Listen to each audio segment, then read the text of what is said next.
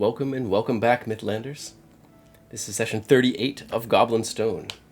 And over the last few sessions, our heroes have carved their way through the labyrinthine tunnels of the stone itself, taking out many goblins, both veterans and underlings, taking out an alchemist and one of the shamans, disrupting one of the magic circles that powers the great and terrible ritual going on within the stone. They fought their way toward a door covered in fiery runes, making their way through it with one of the amulets that X picked up from one of the goblin magic users several sessions back. Made it onto a large bridge with a circular platform and a pillar in the midst of it. There they fought a few gazers, small beholderkin, and found at the base of the pillar that there were iron poles and slots to put them, figuring out very quickly that they could slot the poles and turn the entire bridge. They set it offset from the four doors, because there were three other in this vast chamber. There were three other tunnels that led off into this void space. Down below, they spotted the top of the Tower of Ogma, about 40 feet down, and they are looking to make a climb down. But before they can set their ropes and and rope themselves into their harnesses, they saw another larger beholderkin descending from above. And that is where we left off last session. What do you remember from last session, Helena? Oh, you are muted, by the way.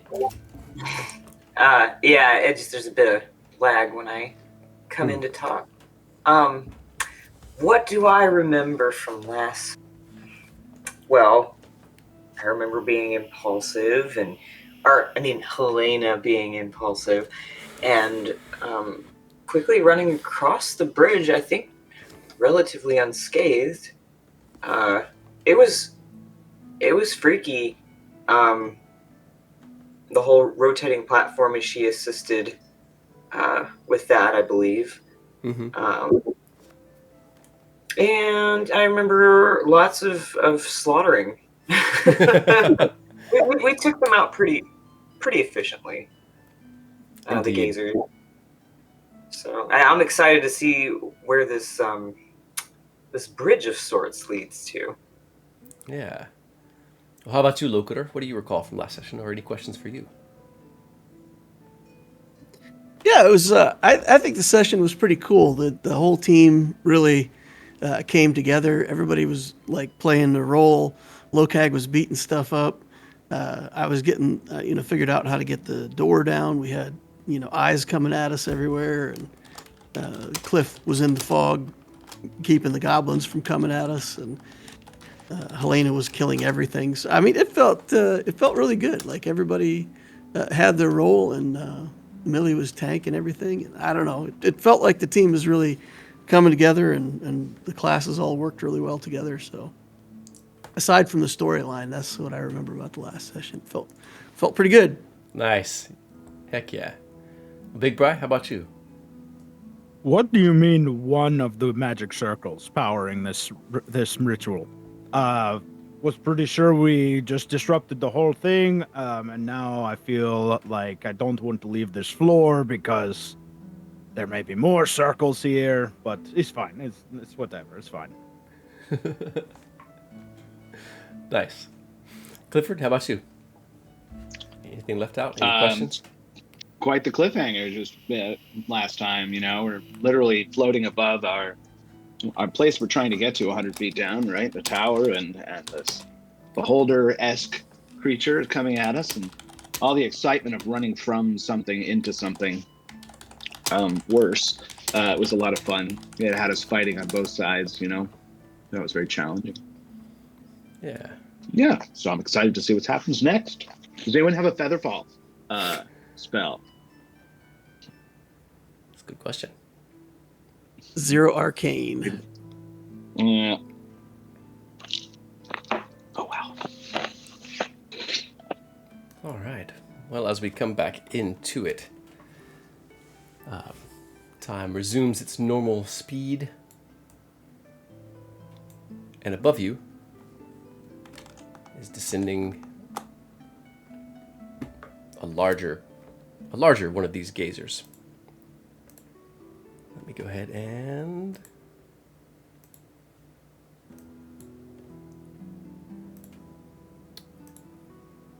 All right, go ahead and highlight your tokens and roll initiative.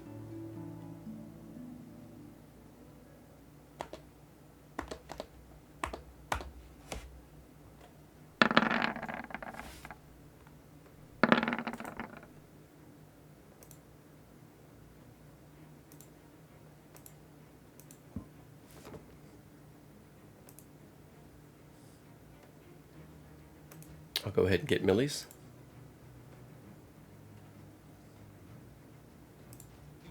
Straight up, I enjoy having a low initiative most of the time. Yeah? I do. I don't like to go first in just about anything. I like to see what everybody else does. You know, I usually am a ranged character anyway, so, you know. Yeah. Yeah, I'm with you. I kind of like going lower in the initiative. Especially if I'm playing something that has healing abilities. That makes sense.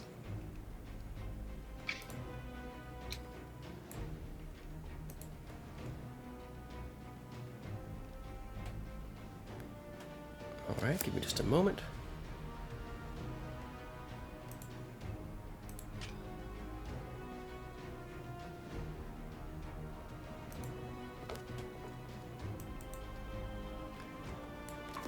As the large, sort of egg-shaped, fleshy head streams down towards you, its the four eye stalks kind of,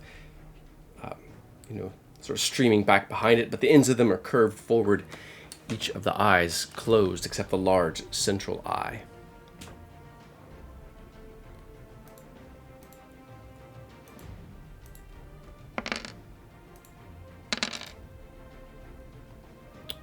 All right, give me another moment.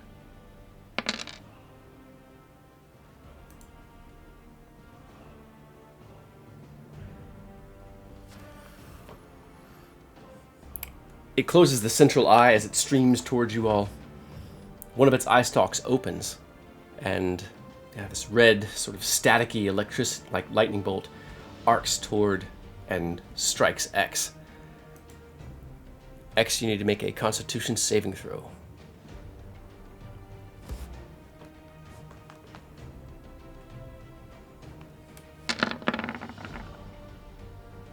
Success, you are not paralyzed.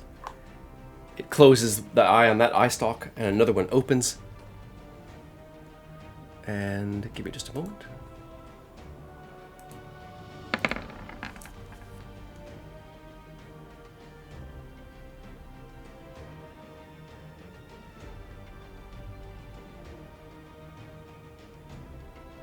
A dart, like a stream of bright yellow smoke streams toward Clifford. Clifford needs to make a wisdom saving throw.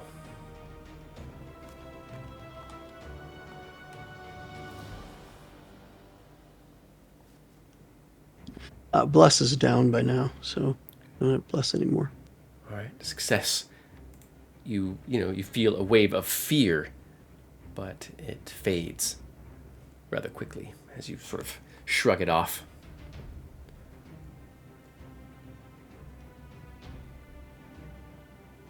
It moves towards you, but does not quite close. It's still about 20 feet above the ground. And about 10 feet from you. What does Clifford do? Well, I'm thinking bam, bam.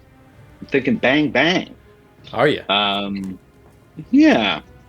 As far as he knows, I don't know how to fight these things or any kind of background. I don't know if there's a role for that, if he knows, like, their immunities, but... Make a survival or arcana check. All right, I'll try that. I'll try survival. Survival's not terrible. Yeah, 12. Are we blessed? We're not blessed yet, are we? Not anymore, no. Okay, so with the 12, if he doesn't hear otherwise or think otherwise, then I think he just shoot away. So Okay. Yeah. he'll use his +1 bullets. Ready for this, and yeah, see if it hits. I think it's +1 more whatever I roll. Oh, so 26. 26 is What definitely it going to would hit. be. All right, and then it's +1 more damage than this with the pistol. And I'm curious what'll happen. So it's actually 11 damage with the bonus for the bullet. Okay. And I don't know if that goes ping ping and goes flying right off, or if the first shot hits. The first shot hits.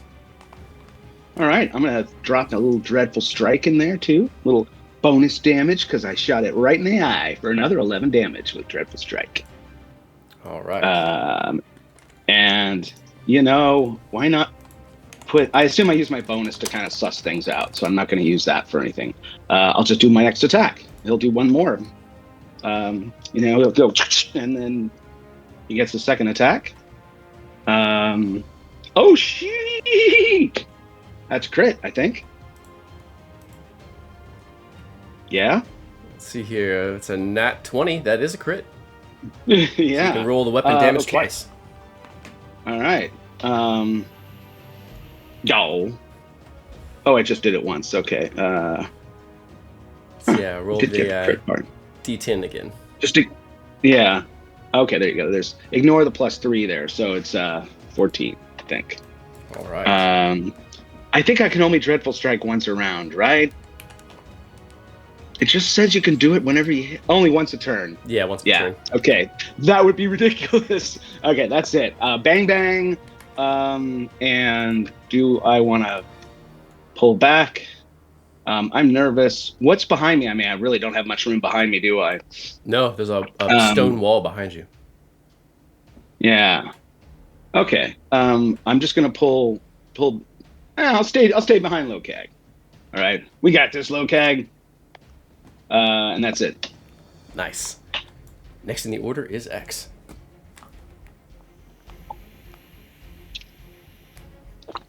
Oh boy.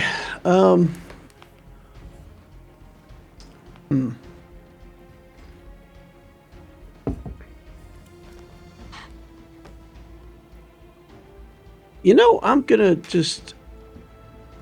Can I just drop my initiative and wait for Locag? Yeah. I think I'll go after Locag. All right. Next in the order is Locag. Okay.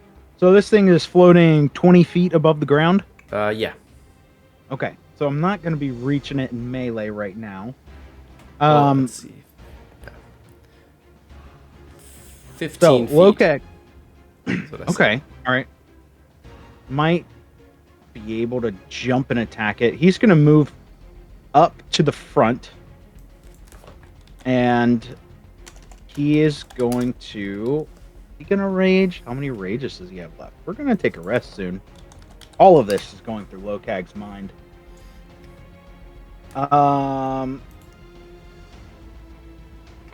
He's still got 2 rages left. So, yeah. You know what? You know what Locag's going to do? Locag is going to use, instead of going to a rage right away, he's going to use his bonus action to jump into a large form. And so speed increases by 10 feet and it lasts for 10 minutes. So I believe we had talked about it. Locag becomes 10 feet tall. Mm-hmm.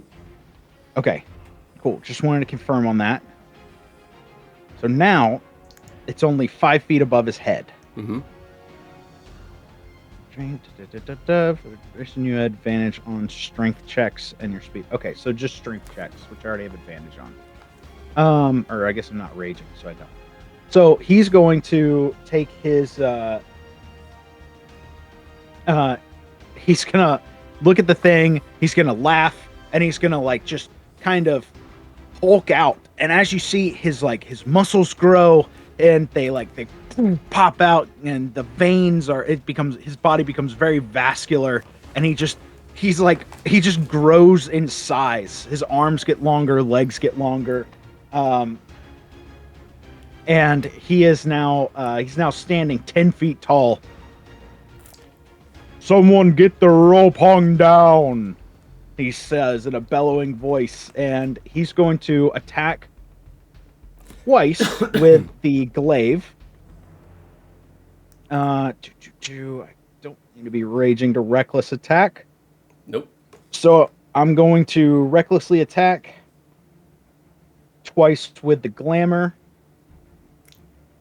Sure, everything's checked off. Good. 26 is a hit. 26 and a 24 to hit. Both of those are going to hit. Excellent. Beautiful. Beautiful. Oh, we've got 12 damage and 9 damage. Actually, I'm going to re-roll that second with my savage attack feat to make it. So 12 and 9 it is. So Okay. total of 21 damage. And I believe full arm strike is a bonus action, It so is. I will not be doing that. It is. Okay, cool. So yeah, 21 damage dealt. Nice. Lokag very large. So as you know, you get up close, you can see the 2 bullet holes in its sort of rubbery flesh, and you put 2 gouges in it with the blade edge of the glamour. All right. Next in the order is X. Okay, is that thing currently being threatened by Lokag for the purposes of sneak attack? Yeah. Okay. I'll shoot it then. Okay. Nice.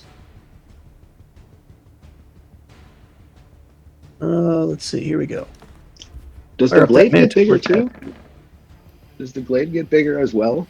Like his equipment gets big too, right? Does a 14 hit? Let's see here. A 14 just barely misses. But you have your inspiration if you want to use that for a reroll. Nah, not this early in the session. No way. I'll come back here with my movement, and as a bonus action, I'll start getting the rope laid out to climb down. Okay. All right, next in the order is Helena. Okay, so I'm assuming that it can't be ensnared because it's like hovering.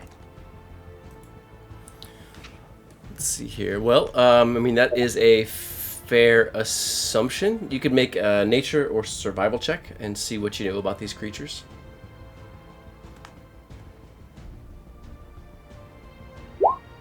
$20. You know they can't be knocked prone. And they can't be exhausted. It would need to be close enough to the ground, however, so it is susceptible to being ensnared, but it'd have to be close enough to the ground. Let me double check on that read real quick. Oh, let me actually spell it right. Or if you want to drop that in chat for us, actually I'm pulling it up, it's alright.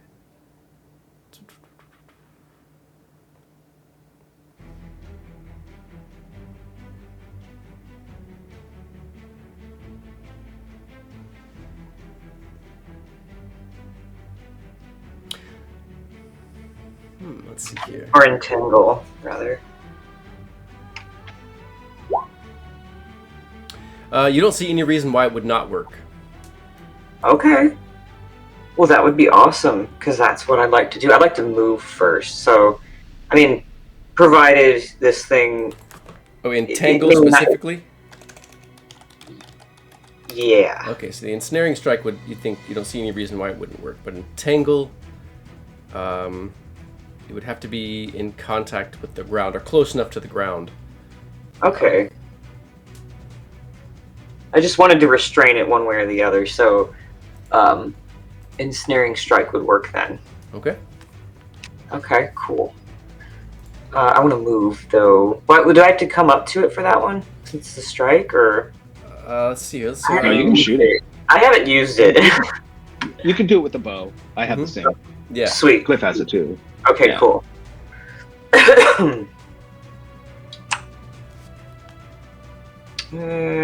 Yeah. And hopefully, let's cast it. Let's upcast it. Let me see. I don't know how to see how many spells I have left on this sheet. I know I haven't really used any though. Yeah, I don't think you have. And on your spell list, let's see here. There are at the very top, right in the same line where it says first level spell or second level spell. There's a bunch of diamonds, and you just click in the diamond to fill it in for each spell. So it looks like you've used one first level spell and no second level spells.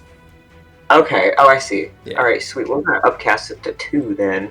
Nice. I'm not sure it'll do anything extra with an upcast. No. Doesn't Oh, say then anything. Yeah, I think that's one of those that you can't. It doesn't upcast very well. Yeah. Then we're not gonna waste the level 2. Yeah. All right. We'll go ahead and make an attack roll as part of that. Meh. 11. Plus your bonus. You get a +6, so 17. A 17 is going to hit it. Yay. All right. Just go ahead and roll your damage. Ooh. I think I might use my DM inspiration. Ooh, doesn't have a great chance. Nope, I'll save it. How do I No, roll interesting. damage on Ensnaring Strike though? So It's your normal the same weapon as your damage. regular damage. Yeah. Okay. Oh, right, because it's with the bow. Yeah. All right. Pulling up. And I do want the bonus action of Septic Strike, so that should be there already. Okay.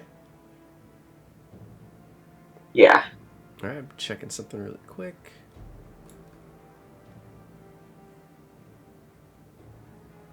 Okay. Yeah, I think I am going to go ahead and use my inspiration on this and reroll that strength saving throw. Ew. Even worse. A 2. Oh, these aren't public for whatever reason. Let me fix that. All right. So, so your arrows are, of course, arrows of light, doing radiant damage as opposed to piercing.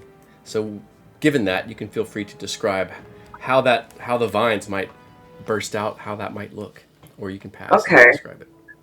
So Helena, she comes charging, and she slides as she shoots the arrow of light from her crossbow, and as it makes contact with the spectator, vines grow out and around it, and then start to pull down to the ground.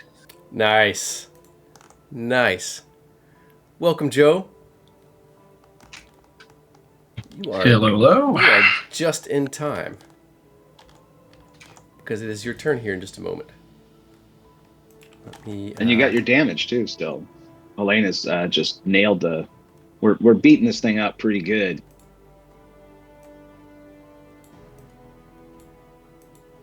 All right, making an adjustment here in the background to bring Joe's camera up.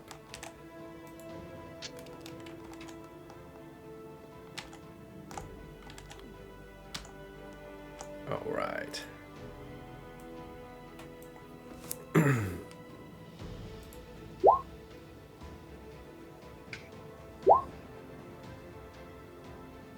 Oh, ignore that. Well, welcome to the table, Joe. Helena didn't roll her damage. Yes, you did. 9 shot. Oh, I misunderstood. But don't you have 2 attacks? You have a second attack, right? You're fifth level ranger. Right. I do. You get 2 attacks now. Yeah. Yes. Sorry, that's what I meant. Thank you. All right. Does that work with Ensnaring Strike? I'm checking that real quick. I think it's an add-on. Yeah, double check. I think it's just Ensnaring added to Strike is a attacks. spell. It's a bonus action. So yeah, you still get your extra attack. Wait. So You, that was a bonus action? it was a Ensnaring bonus strike? action to To- cast To Ensnaring do the Strike. ensnare part, And yeah. it took one of your attacks Yeah. to actually make the shot, and so you do get an extra attack. Okay, Awesome. well, then technically that damage would, because I used my bonus action for septic strikes, so that second part of the damage would be null. Okay. Oh, the septic part, right? Yeah. Yeah, Okay. Let's I'll see if turn you that can. off. Let's see if you can make up for it with your second attack roll.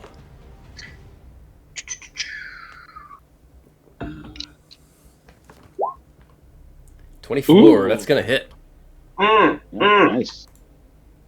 Bam. 6. Awesome. Oh. Slow. Yep, it is one of your Uh-oh. special abilities with your bow. Oh. So it's Oh, ensnared cool. and its movement is reduced. Man, 0 roll 20 and yeah. 10 movement. The 2024 Wow. characters are potent. And Wow. I I'm not even, used to all the new bells and whistles. yeah, I even beefed the spectator up beyond the rules as written. You are cleaning its clock Oh. pretty well. Well, Joe, if you Oh, and I are would have vexed it. Yeah.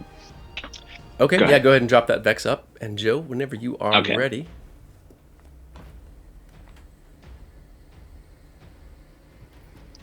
Awesome. Okay. Billy will move forward. Assume it's sitting here. It is Attack the 15 Locag. feet up. Well, then. It's 15 feet above. I'll take a shot at it, I suppose, with the crossbow.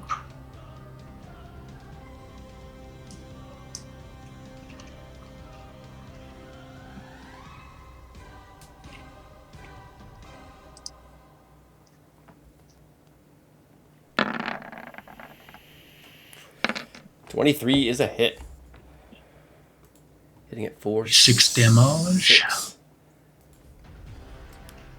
Spectator is looking deflated. Its single eye is staring about wildly, as if seeking escape or opportunity. It seems very hurt. All right.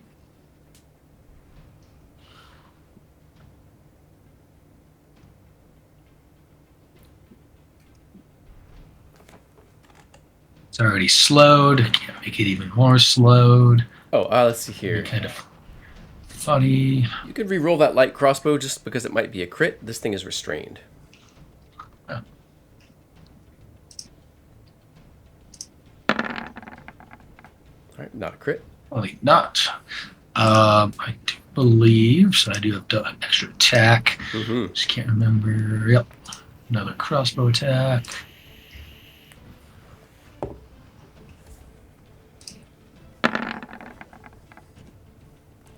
A 19 is going to hit.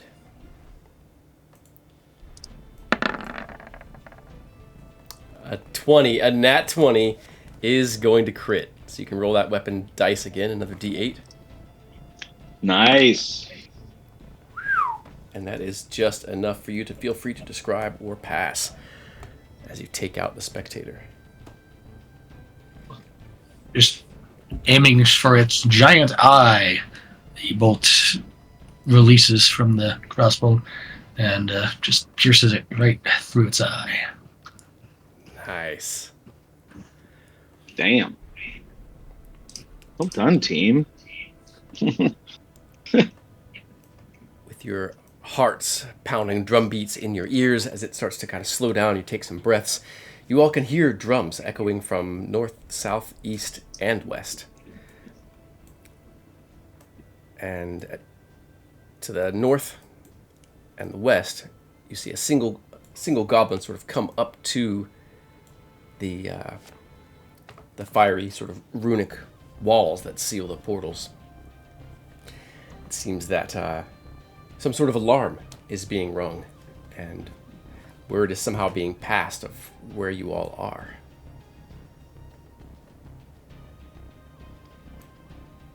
So what do you all do next? Clifford? I say we get going down. I'll help. Help X with the ropes, and I'll happily be the first one on the ropes if we need. All right. Once it's secure, I'll help secure the ropes at first, and I don't know. Maybe Locag can help lower people down, give people a ride on his back. But I'm happy to be first to go to get down to the tower as quick as we can. So it's about 40 feet down to the tower top. How do you all secure the rope at the top? There's nothing really to I got tie a it grappling to. hook. Is a grappling hook enough to hook around the lip of the edge of the walkway? So there's actually, despite what the map might look like, it's flat. There's not any edges. Just although straight flat. There are sort of cracks and seams within the stone. I have piton, so I could like take a round to get a piton in there, or even just take the grappling hook and just hammer the grappling hook in through the crack and just make sure it's like damn secure. You could do that. You'd And then definitely lose the grappling hook. That's fine. Could always make another one. Just metal. Yeah, that's fine. I'll just take the rope because it's already connected to the rope and all that. So, he'll take a round to hammer it in. Okay. And I'll work with X, who's also trying to secure the rope. Okay, so X, as you all, Clifford is helping you. X, do you have any other suggestions? Something you'd rather do? Some other idea, or does that work for you? Well, we specifically brought a bunch of climbing gear. Mm-hmm. So I don't know if there's any way that we could tie a knot that we could like later release from below, or if that's not going to be possible. Then Usually you can have a knot like that, I think. I honestly think we could spare some rope, because we brought a lot. But Yeah, probably. Yeah, can we? do you guys think we're going to need to climb back up here? Do you think this is a route that we will need to take back upward? No, we never take the same route. We always go a different direction, right? Excuse me.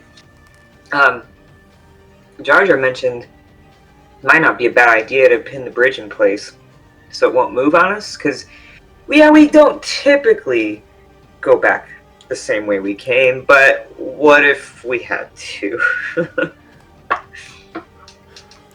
True. Locag, have anything to add?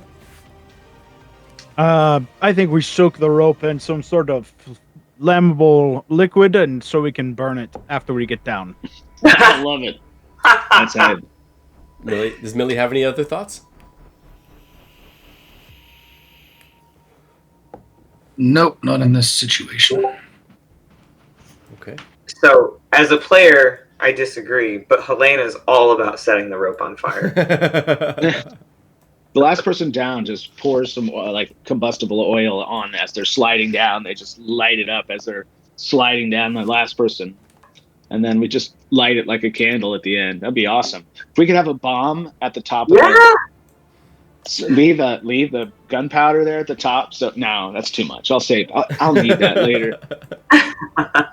Well, I saw the wick comment, and then I was like, well, obviously we need to put a bomb in that wick.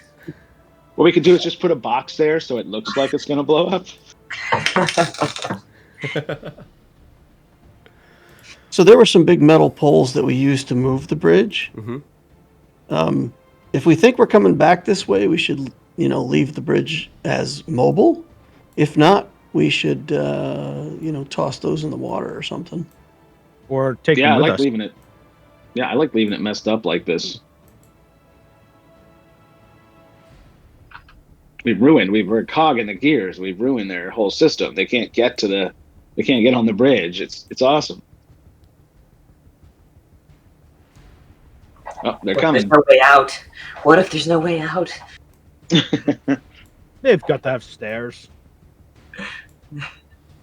So as you all hammer, as Clifford and X start to secure the rope, hammering it as quickly as they can. The stone is old, very hard stone, so it's taken you some elbow grease and a little bit of time. Goblins are starting to pile up north, south, east, and west. Still blocked, of course, by the smoldering red runes. But they have bows ready. And Helena and Millie, who aren't necessarily working with the ropes, and Lokag as well, can see that, they're sort of looking back occasionally. You can barely hear them yelling because they're kind of casting their voices back over their shoulder. And Clifford, it's hard for you to hear what they're saying as you are hammering furiously at the curved tops of the grappling hook, trying to secure it into place. Who goes down the rope first? Go ahead, Cliff. I'm happy to be like, well, I trust myself more than I trust any single one of you. And then he'll grab onto the rope and start sliding down. Yeah. All right. Hopefully it holds.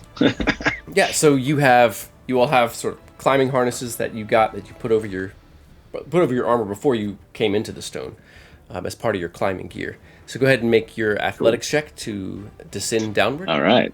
And it's a very low DC. Okay, good. Huh. I think I'm doing okay. Awesome. You managed to slide with some decent speed, the 40 feet down. Yeah. Who goes down next? Lokag X will can- offer X a ride down. Lokag's still big, so You are, and heavier. Oh, X, you start to say something? yeah, I was going to say, if we can go together, I'll use guidance on him for his check. come with me, serious face. Lokag's voice is just this rumbling, like low pitch. Lokag will just pick him up and put him on top of his backpack, which is the straps are stretched kind of to the limit, and he'll head down the rope with X on his back. Okay, make that athletics check. More goblins are piling up at the north, Athletics. south, and west. Advantage on that. So we'll do advantage on the strength check. Okay. 22 plus whatever guidance. The rope creaks, Oh. and under your combined weight, but it holds. And soon you find yourself on the angled on the angled stone roof. There is a weather vane, a statue on top. You think it's also Artemisia, a statue of Artemisia. It's definitely newer than the rest of the tower is. And you gotta quickly, sort of reach out, grab onto probably the base of the statue, because the roof is very steep. It's a 45-degree angle. And, as you're sort of one at a time, waiting for the rope to sort of go slack before someone else climbs on it, goblins continue to pile up. To the south, though, they're not coming any closer to the door. But Helena, you spot to the north as the goblins make room, and one of their magic users comes forward. Oh, great. We got a stinky juju one coming. It holds out its amulet, and the fiery runes drop. Who goes down the rope next? Let's go then. Millie will swing down. Okay. So that leaves Helena to deal with 4 goblin bow attacks. Oh, She's slick. She's slick. She's got this. Let's go. Meanwhile, the goblin magic user is shouting out into the void. Clifford, you understand what it's saying. Its words echo out. Invaders, they come! They are descending! They come downward! That's right. Descending on you. I'm not... Check the range, because these might be at disadvantage. They are not. A 22, 12, 16, a 22, 12, and 21. I believe that 16 is going to miss Helena, if I'm not mistaken. Probably. Look at her AC. It's up at the Yeah. top Well, left. 16 is her armor class. All right, so 3 of those arrows are going to hit Helena.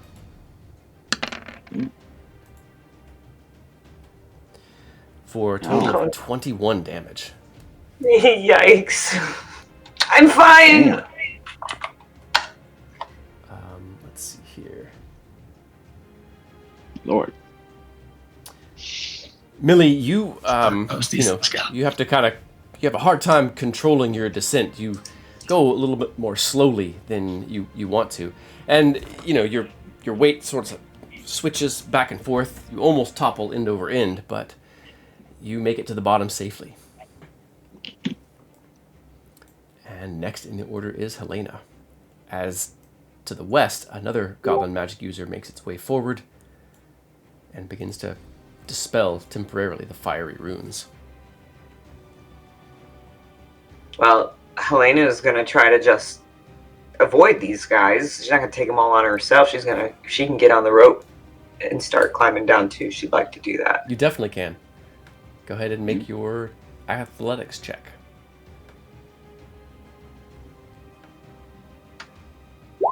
$20. Nice. Okay. You slide your way downward. Zip. And arrows continue to whistle through the sky as you get further and further away and out of range. Soon you are all at the sort of angled top of the Tower of Ogma. Let me bring us to a new map. You all right, Helena? You got 3 of these sticks poking out of you. Yeah, I've been better, but I'm here.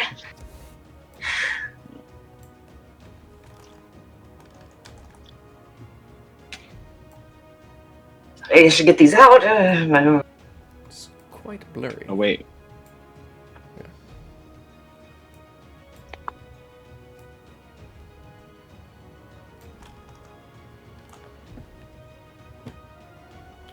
You can feel free to go ahead and bring your tokens over. Oh my gosh. To the central top part of the tower. I see my former fallen character on this map. Indeed.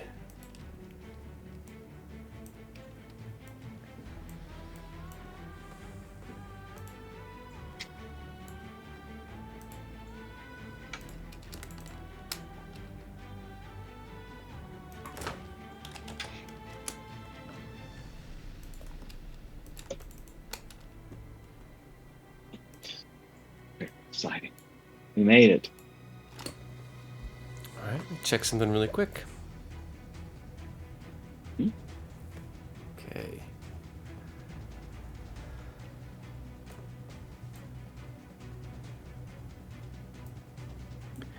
Does Cliff tell us what they're saying about the invaders descending?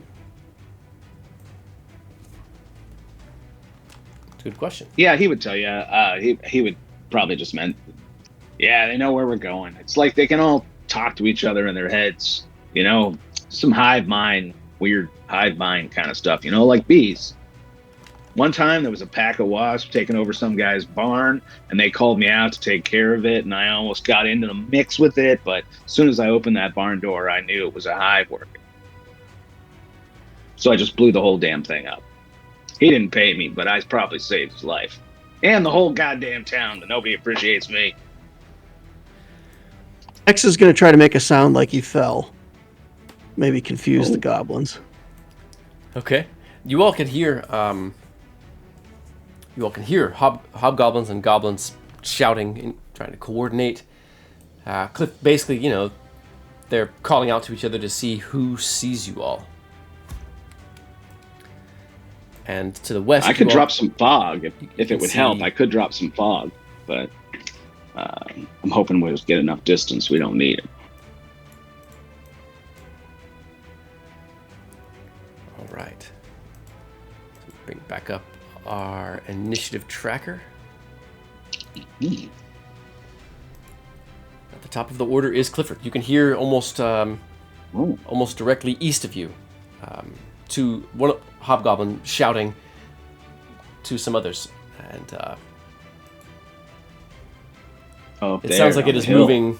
It sounds like it's moving toward the tower to see if it spots you.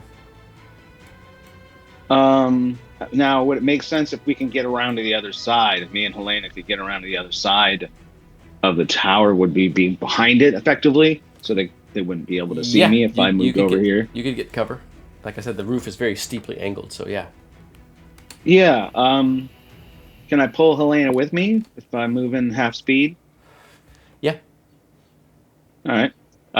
If you don't mind, Helena, I think he'll shuffle you along with him. Keep on, lady. I'm coming. Watch the arrows. We'll try to pull each other up to the wall here, so we're sort of at least safe from the other side. Okay.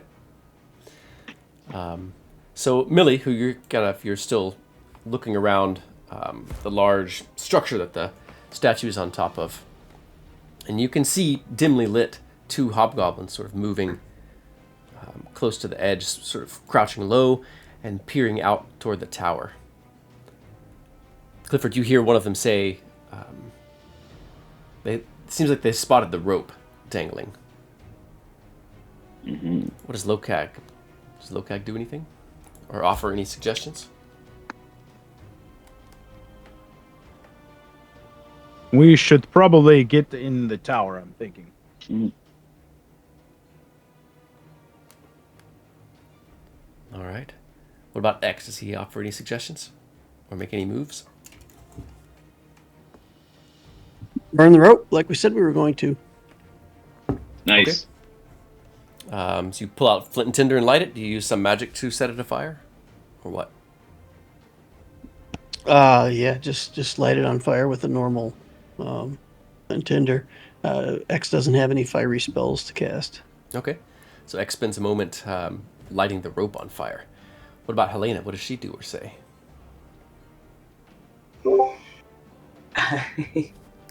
She's just like distracted by the rope being on fire. She's like, yeah.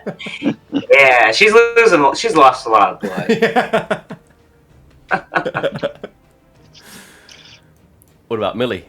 What does Millie suggest or do? Or both? Let's get inside. Hurry. Okay. So descending this very steep side and then making it down safely to the next level, we'll take an athletics check. Unless you want to take a moment and secure some rope around the statue and use that to guide yourselves down.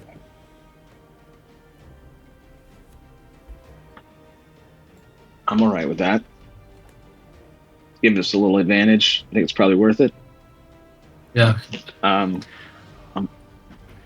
Definitely reduce the climb DC if you use a rope for sure. Yeah, I'll take care of the rope. If you need a sleight of hand or something to do it quick, I'll wrap it around a leg of the statue. Okay. Yeah, it's a pretty large statue, so yeah, go ahead and make that sleight of hand, and then who descends? Right. Who goes first? Happy to go first again if y'all want. Okay. We know they've been in. They can get in here. True. 10. 10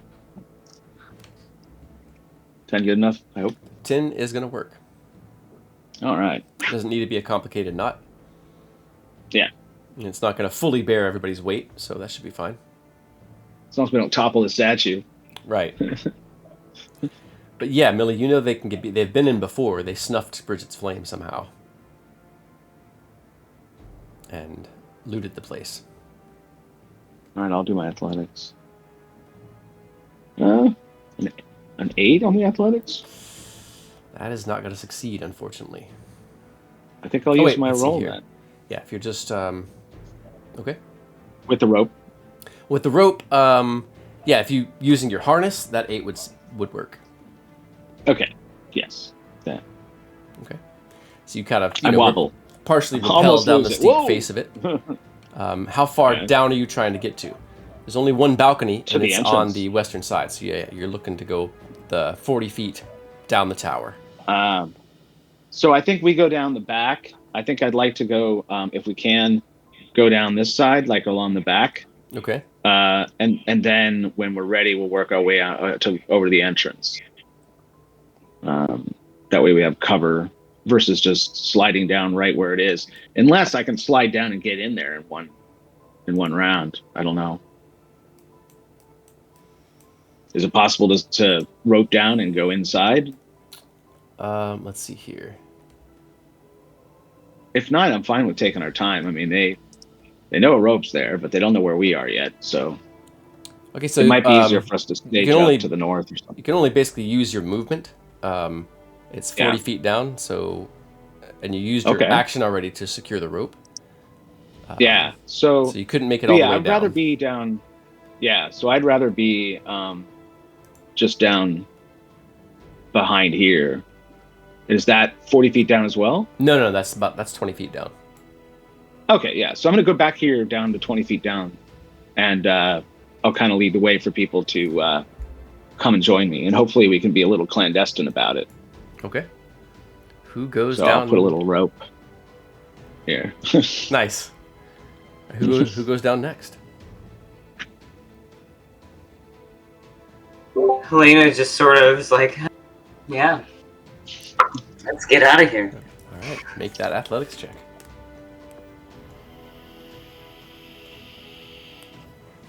I probably have a potion. Nice. 18. That's going to work just fine. And if you wanted, you could go all the way down to the bottom. Yeah, might as well. Okay.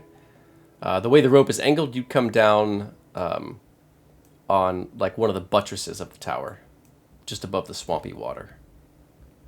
Is it a flying buttress? I'd have to look that up. I think those are inside. Oh, No, okay. they're actually outside the building. Oh yeah. The sinking Don't they go buttress. from the inside to the like they're both or something? I can see that architecturally, but I know they're at least on the outside supporting Yeah. the building. But I really just wanted to say flying buttress. Now I have to know everything about The it. real reason we played I D&D. thought we got into this building through a window. So why are we going all the way down to the entrance? Yeah, you got through a window on this side, yeah. And there is a balcony, but it doesn't make it into the... there are windows on both sides, correct. Not complicated. Yeah, I can go through the window. Okay, yeah, Clifford, if you'd rather do that, then you could have done Yeah, that. through the window. Is that where the 2 is? It's Where's the it's window? roughly about here. Okay, yeah, that's fine. It'll bring y'all into the second floor of the tower. Okay. So, Helena, you can go ahead and move your token over that way as well. And who is next to descend? Lokag will, and he's got he'll drop his large form and just use the rope and go down. Okay. Go ahead and make that athletics check. Success, you make it down 23. to the balcony below. Or to the large windowsill. Who goes next, Millie or X? I'll go next, I guess. Is there any way that I could do this acrobatically instead of athletically? Unfortunately, no. It's pretty strength-based, but with that harness, it brings the DC down pretty far. Okay. I'll give myself guidance, and I've also got the gloves giving me +2. Nice.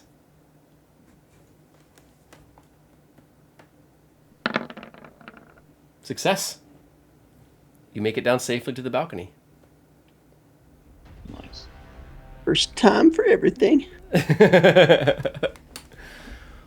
All right, next then, last is Millie. All right. Continue hear the coordinating shouts of hobgoblins. It sounds like more are sort of amassing on the eastern side. Some coming from the south. You can hear the clomp of their heavy boots. And soon Millie too is on a small balcony. You all can make your way in to the tower. Woo. Let's see here. Now, since we are almost at the top of the hour, about 5 minutes, I'm going to run some ads and we'll take a short break. But You all come into the second floor of the tower. Load cool. a little bit slowly. Goodness. It's all pixelated. It looks good to me. Oh, there it is. Okay. Well, on stream, it was a little pixelated. Ah. So you all come in through one of the broken windows here on the bottom left of the screen. The stench of death is heavy on the place, as the corpses that you left behind have not been moved. Nasty. Indeed, nasty. Where do you all head next? What's your next goal? You're out of fire. You can hear the sounds of hobgoblins coordinating their sounds of their voices echoing in, and underneath it, a low, sort of garbled chanting that seems to be coming from the north of the bottom floor of the stone. Uh-oh. Is the flame still burning? That's on the top floor. But as far as you could tell, there was no light shining out of the windows. Oh. So it may have been snuffed again. Uh-oh. Well, we got to get there, right? If that's your goal, is everybody good with this? Yeah. Yeah. I Millie thought we were just going to try start to get to setting the up. fire, but Can The I fire's take up. a It's up potion before. of greater healing? I've got one. Yeah, go ahead and roll it. 44 plus 4. Joe, what were you saying? What was Millie saying? Oh.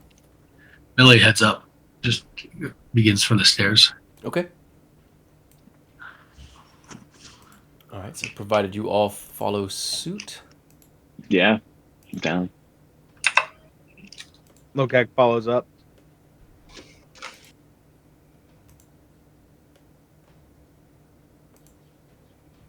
All right, give me just a moment.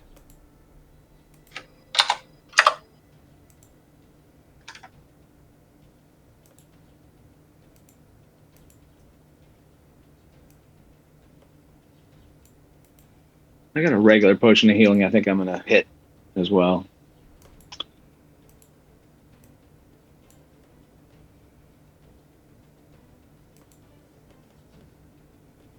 All right.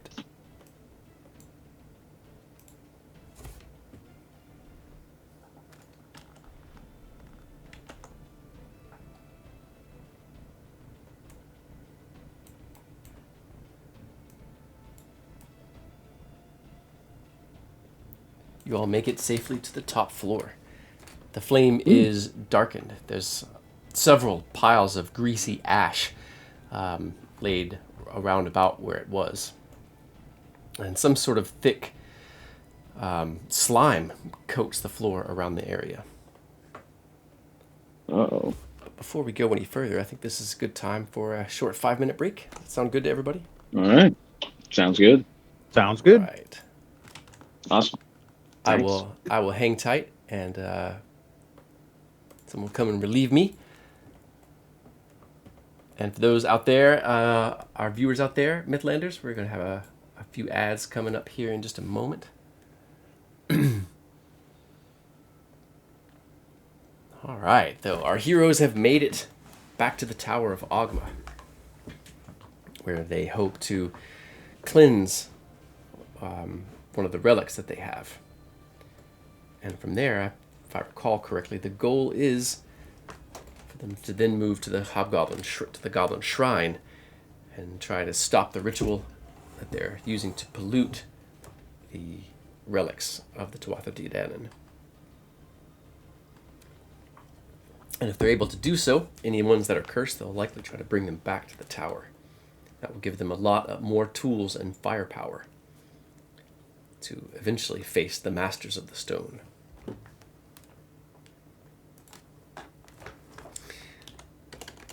Jar Jar, it looks like goblins were on cleaning duty. There is slime and greasy ash all over the floor. So how you doing, DL? Doing all right. Doing all right. Good news, good news. Having a lot of fun in our Thursday night campaign. This it's got really exciting for our characters over there. Oh yeah, yeah. In the Dome and the Delvers on Thursday night, they've made it into. There's this. So it's a mega city, and like several mega dungeons beneath that are kind of interconnected, and each mega dungeon is sort of connected to a different plane. And currently, they've delved into the Whispering Deeps, which is like kind of connected to the Shadowfell somehow. They made it all the way through all of these like caverns and this wretched city to this like massive black tower. There's like just floors and floors, and each floor is kind of the size of a small city, and they're having to navigate through this, and it's full of black dragons, dragonkin, dragonborn, whelplings, and other strange like draconic magic. And so yeah, they're working their way through that.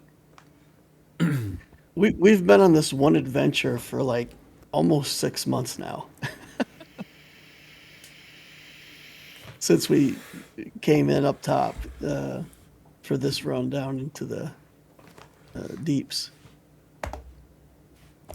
It started like the end of October, beginning of November on this thread of the campaign. Yeah, it's big.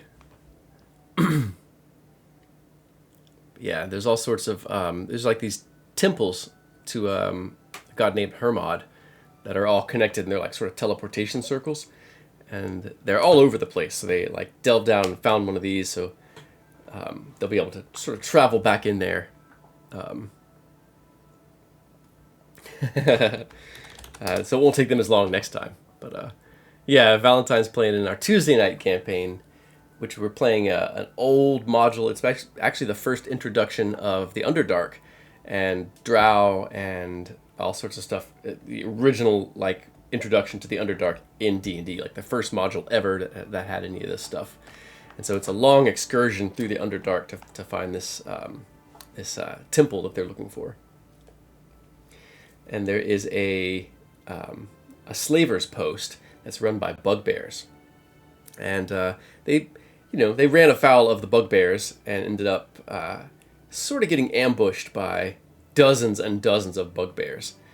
And yeah, it was a 4-session, massive, ongoing run and gun kind of fight, and yeah, it's pretty intense.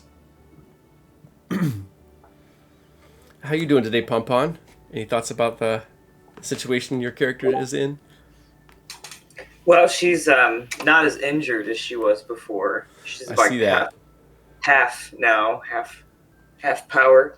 I think Helena has sort of an impending sense about the situation, like maybe a little kamikaze feeling.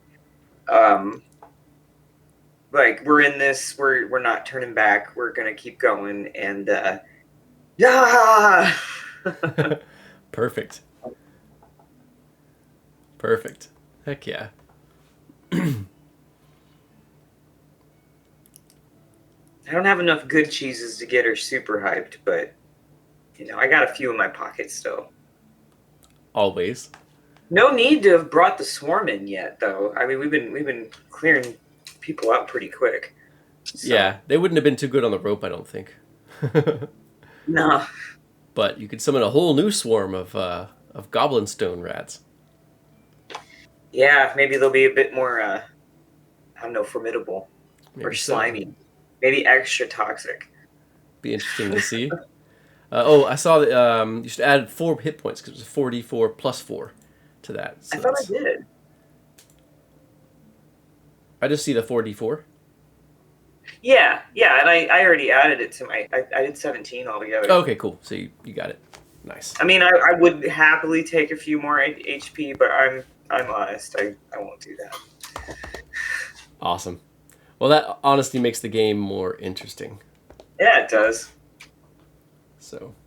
I don't mind bad stuff happening to my character because it's not happening to me. Nice. Joe, you back with us? I am back. All right. Well, let me bring our map screen back up. So as you That's kind of, true. Sorry. sorry, go ahead. What did you say? I was just responding to Jar Jar saying I could create good cheeses from a 10-minute ritual. True enough. Might get started on that. Maybe we can Skyrim this and just eat a bunch of cheese and feel better. So in now the sanctuary of Brigid, what does Millie do? You see that the flame has been snuffed again. Moving forward, McMillie kneels down and says a prayer to Bridget, lighting the blade and kind of reigniting kind of the area where the initial flames insignia is. Immediately, it strikes and the area blooms with that silver white light.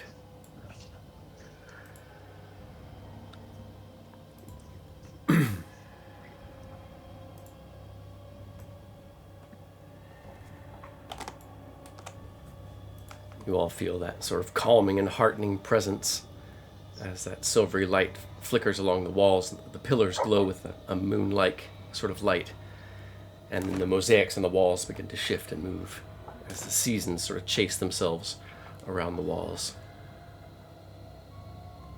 Whoa.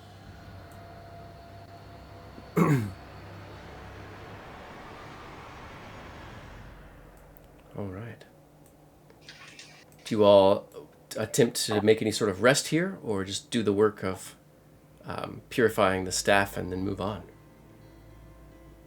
I love the idea of the good cheese ritual. Okay. So Helena, you Yeah, we can do both. Do both. Yeah, like heal up and do the ritual to get this thing purified. So Helena, what does I'll the watch. ritual look like when you create your good cheeses? Is it just searching your pockets, throwing bad cheese away, and finding the good cheese? I think what she does is she takes all the like food crumbs, primarily, ideally cheese crumbs, and like lays them out in a circle around her, and then she like rubs her hand together and she's like, "Few cheeses become many cheeses. Few cheeses become many cheeses." And then they like start popping up like little mushrooms where all the crumbs were. I love it. But she's like, "It takes time." As they just slowly, they're like, because 10 minutes. So she's just there repeating that line for 10 minutes. Nice. All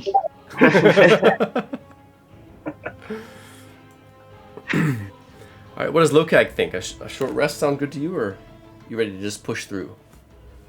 Lokag is already yawning and like setting up a little bedroll to take a quick snooze. He's like, you guys are crazy if you think you're going to leave here without a nap. What about X? I think X does want to take a rest, but I also want to see about this ritual. I don't know if the purification is going to happen in 1 hour. I feel like that's not going to be enough to get the purification done. But Try. yeah, so I think that's what X is interested in. He's trying to, clean up the staff. Okay, so what do you do? So the area around that was covered in slime and all that stuff, did that get cleared off? Did the flame burn that away when we relit it, or? Yes, where the flame is, yeah, but there's still a trail leading to the eastern wall, as if they were kind of firing gobs of the slime through the window.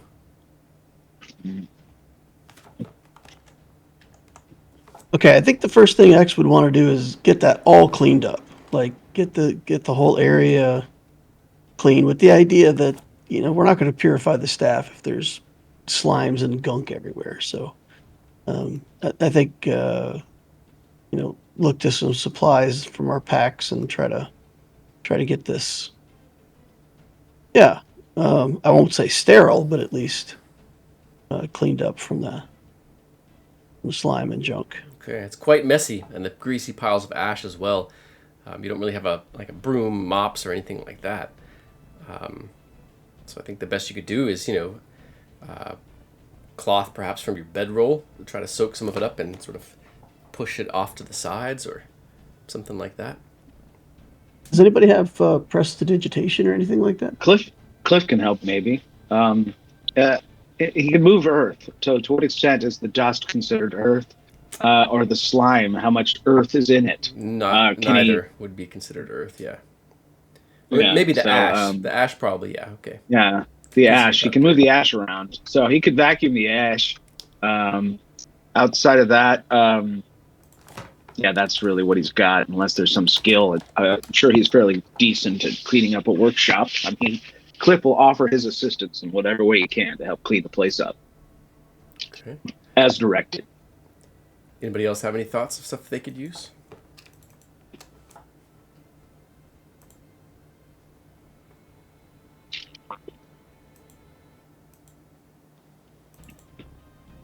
We get a bunch of holy water, so I'll sprinkle a little holy water on it and see if that like dissolves it away.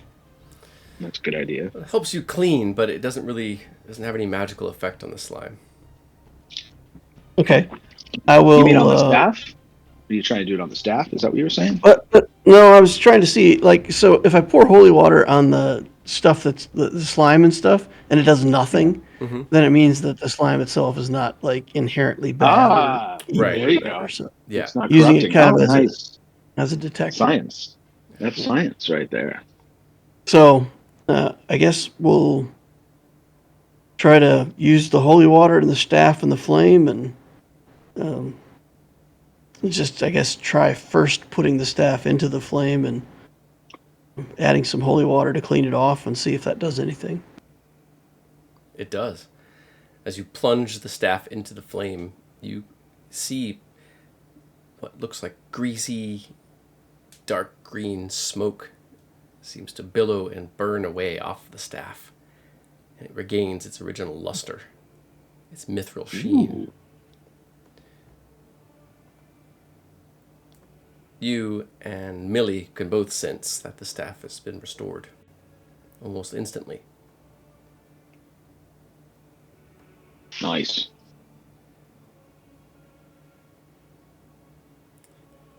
Now the staff can be attuned to, and someone could use it. Feels like your baby X. Yeah? All right. Well, I guess We then should as rock we take there. a short rest, I'll try to attune to it. Okay. Let's see here.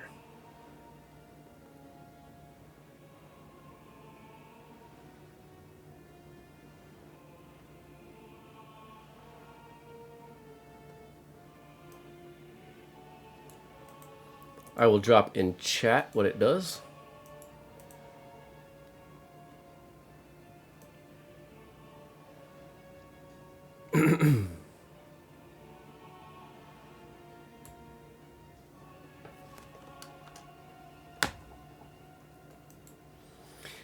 You hear the continued shouting and movement of hobgoblins. They likely position themselves at different where they can get line of sight on different windows. But nothing comes up the stairs, and no goblins make their way over to the tower and within it. So you all can go ahead and click that short rest button. Use some hit die to gain your hit points, and regain anything that you get back on a short rest.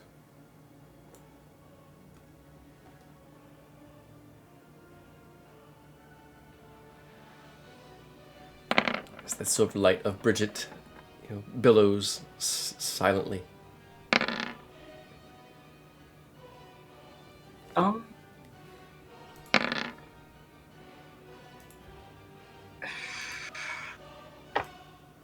And you can re-roll ones on any hit point gain. So if anybody rolled a 1 on their hit die, you can re-roll that.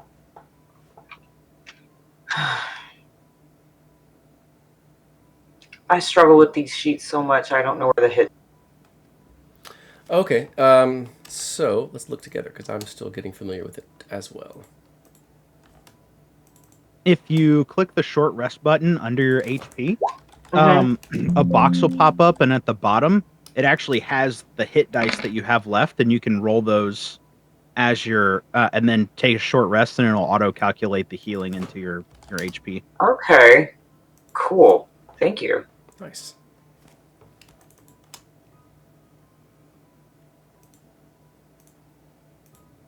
I don't see where it took the hit dice though.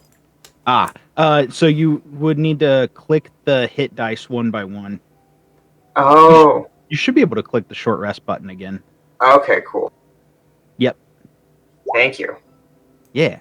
Oh yeah, I'm fully healed. Nice. Aw, yeah.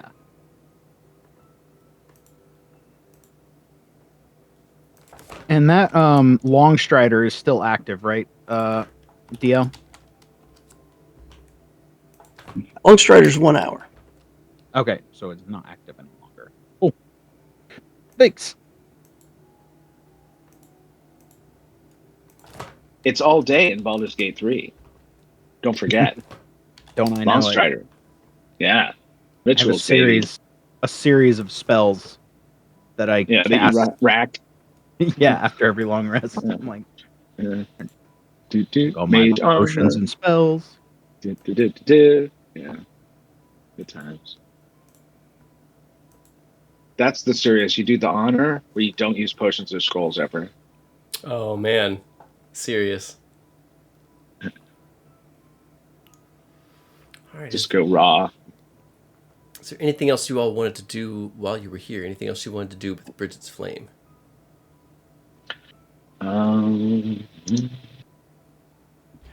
think X wants to see if he can make some more of those enchanted arrows like he got before, or if the 9 that I got is all that I'll ever have.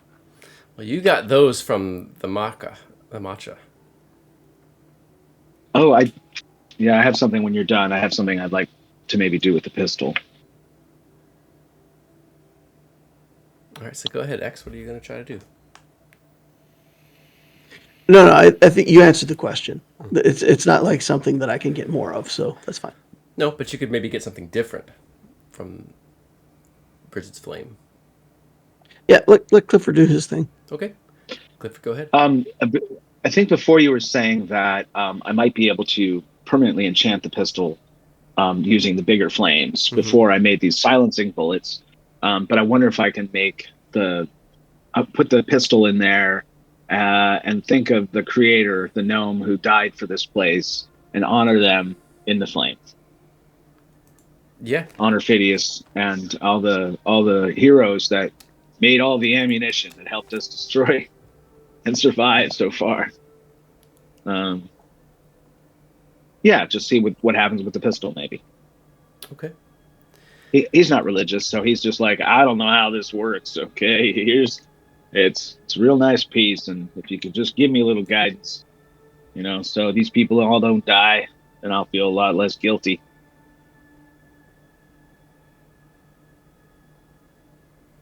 Okay. So as you plunge the pistol into the flame, it seems to flow in along the gleaming lines and sharp angles. The flame seems to, where it's reflecting the light of the flame. As you pull it out, it still is putting off. Well, it's not putting off necessarily light, but you can still see the light gleaming in it, even where it shouldn't be reflecting anymore. The pistol is now +1. Ah, nice. Beautiful. All right. What about Helena after she finishes her good cheese ritual? Does she want to do anything with the flame?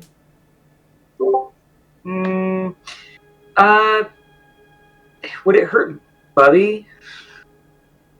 I want to supercharge Bubby. You have to try it.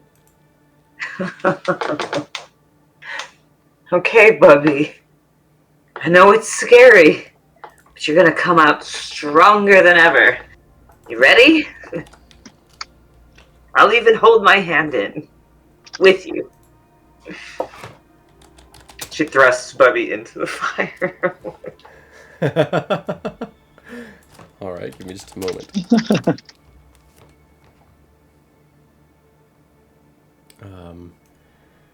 Bubby grows larger within the flame. The missing patches of hair fill in.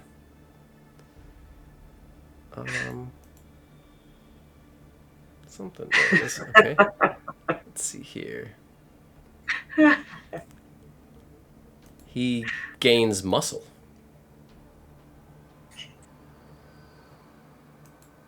Roll 20 is moving a little bit slow, but it'll Can't handle maximize his hit points.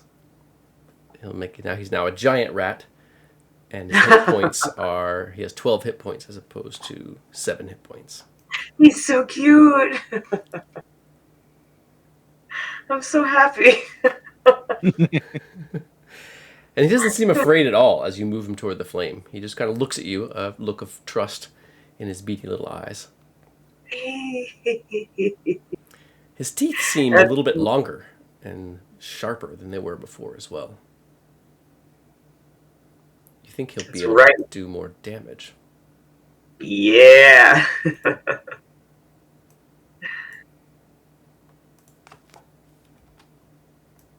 That was creepy. Roll 20 shenanigan there. Super rat. What about Millie? Does she do anything else? I think she's content with kind of helping X with kind of enabling the staff and then watching the others get a boon from the flame as they weren't present or willing perhaps last time. I think she just reaches out to the flame for that warmth and guidance again before kind of finding a place to rest. Okay. Just a moment.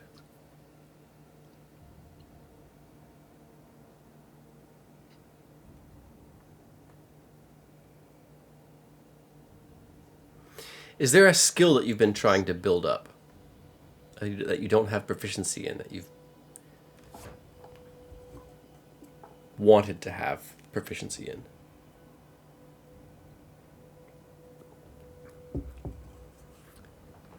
A set of tools, persuasion, anything like that? I'm already proficient in persuasion.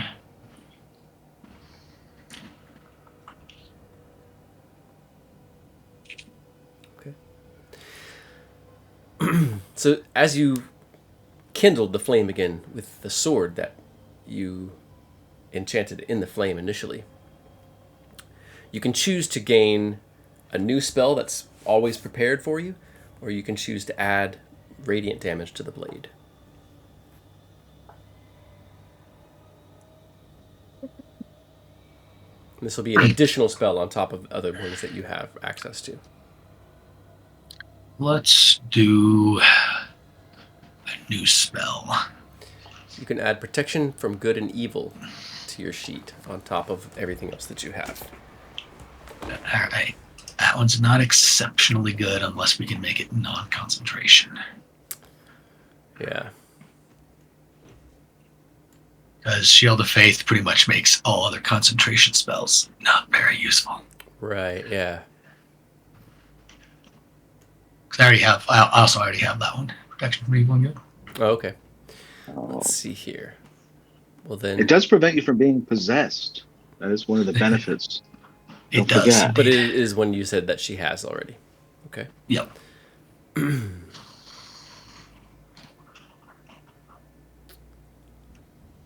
Well, if you can think of another spell that's sort of warding or protection related that you don't have, it doesn't have to be on the paladin list. It can be on the cleric list as well. Ooh. Mm.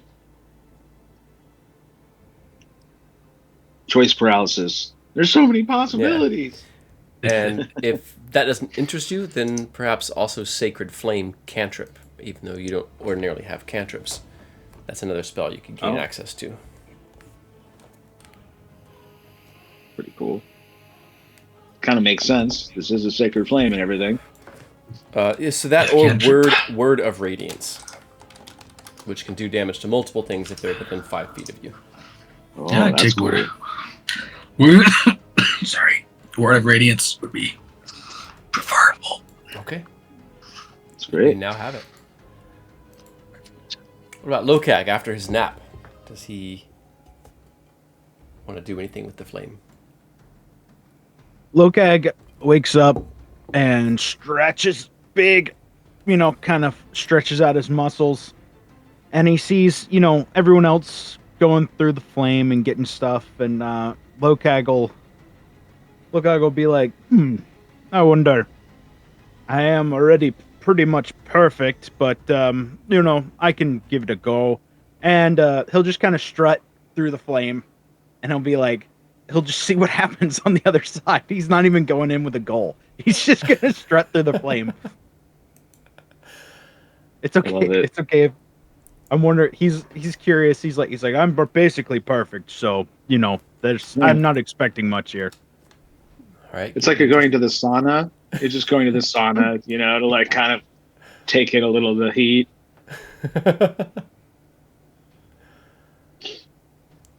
All right. Give me just a moment.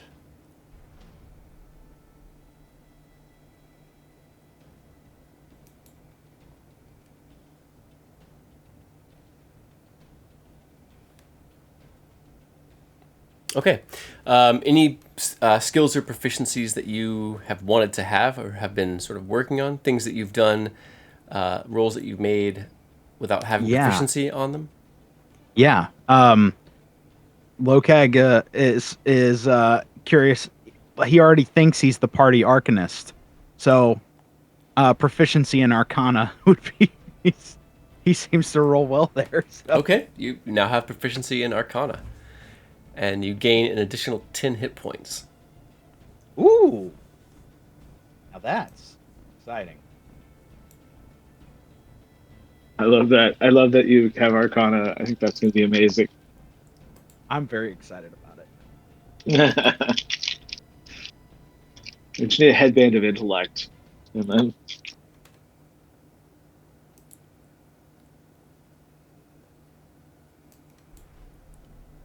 Roll20 is moving a bit slow. I'm going to refresh really quick. I'm trying to edit Bubby.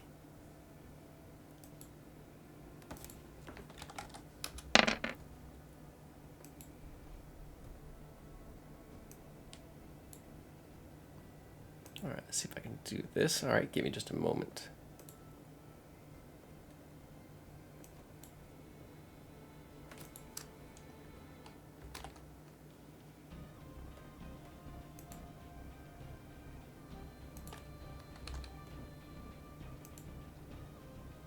Lokag approaches Golden Girl and lets her know, like, this flame of Bridget is very handy, and I do appreciate you giving us access to this. He kind of glances over at X and goes, probably the best, strongest god there is. It is not. I am glad we found it, but I don't believe it is mine to give as much as hers to give to us.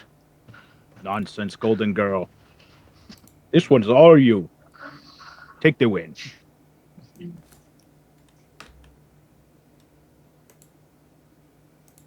glad we stumbled upon it, more or less, the first time we happened here.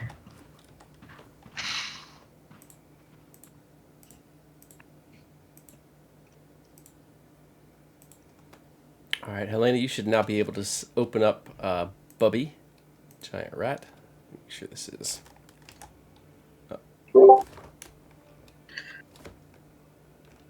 Where is Bubby? I'm working on it. Okay. Gracious.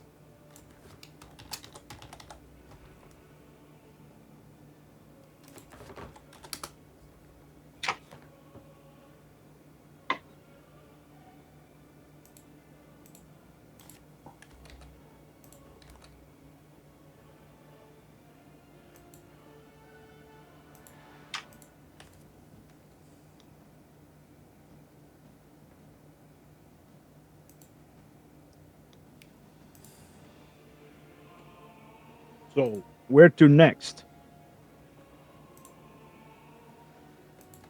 You going to go see Crazy Swamp Lady? I don't know. I heard they were starting some kind of ritual up to the north, where we went before. We might have to head that way. We must disrupt their summoning of that god of theirs, yes? I don't want to fight no god.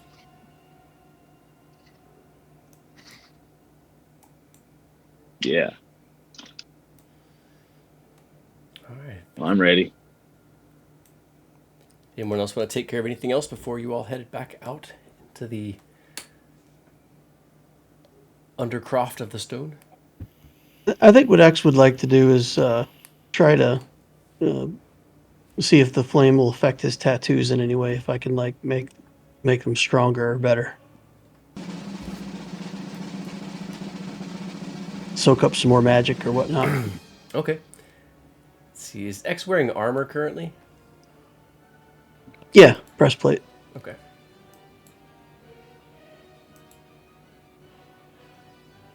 All right.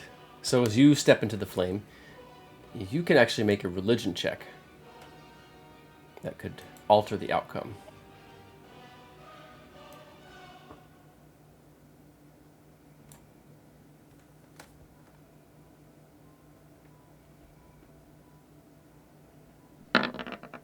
Nat 20. That's a 20. Fantastic. Okay, so all of your weapon attacks from your tattoos will be +1, and all of your spell DCs for those tattoos will also go up by 1.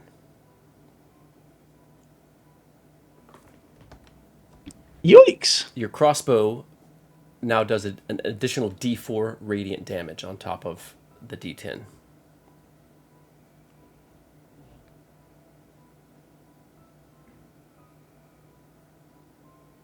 Nice.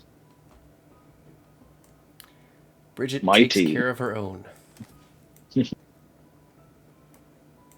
And though you don't all worship her, you're all companions of Millie, who is the scion of Bridget in this age.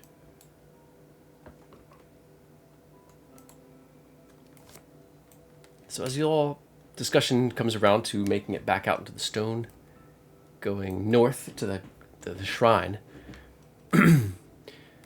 which way do you all want to go? Do you want to go back out through one of the balconies, shoot a line, try to make a line, or over to the cliffs? Do you want to descend, go out the front door, and wade through the swampy water? Or do you have some other idea? Anyone? I like the idea. I like the idea of a line to the cliffs. We can get up around the back of the building without being seen, and run a line to the north. That would get us there. Get a little zip line going. Anybody else? We have to get up higher up on the tower, probably. For sure. So it's from the top of the tower. Let me measure really quick. It's 30 feet from the edge of the topmost roof to the cliffs east. You also know those cliffs are patrolled. And last Millie saw, hobgoblins were starting to gather around on those eastern cliffs. And on the west, I guess I'm not certain which way the rituals are. Are they directly north? Are they northwest or They northeast? mostly north, basically. Okay. Almost And then directly there's north stuff of to the ground floor tower entrance. and to the east is where the hobgoblins are assembling. Yeah, cliffs. And the cliffs are, yeah. All right. So if there was a way to avoid them. I mean, there's not a whole lot of exit route that's not either east or North, into the I mean, water. Yeah. Yeah. If we can get somebody across the water that can tie the rope off, then the rest of us could zip line down. That's for sure. If you want to avoid the water. What you expect is that there's hobgoblins waiting on that eastern cliff, so whatever you do, you'll be doing it under crossbow fire. Yeah. So it's either, go get up on the rooftop and go east to those cliffs under crossbow fire, or climb down and wade through the swampy water that has slimes and such in it. All right. I don't know. That damn slime. Not a fan. What do y'all want to do? Selena, have any thoughts? Probably wants to avoid the slimes. Avoid slimes always at all costs. Obviously. So, lots of dramatic tiptoeing around and backing as far away as possible. Gross, disgusting things. What does Lokag think? The cliffs or the slimes?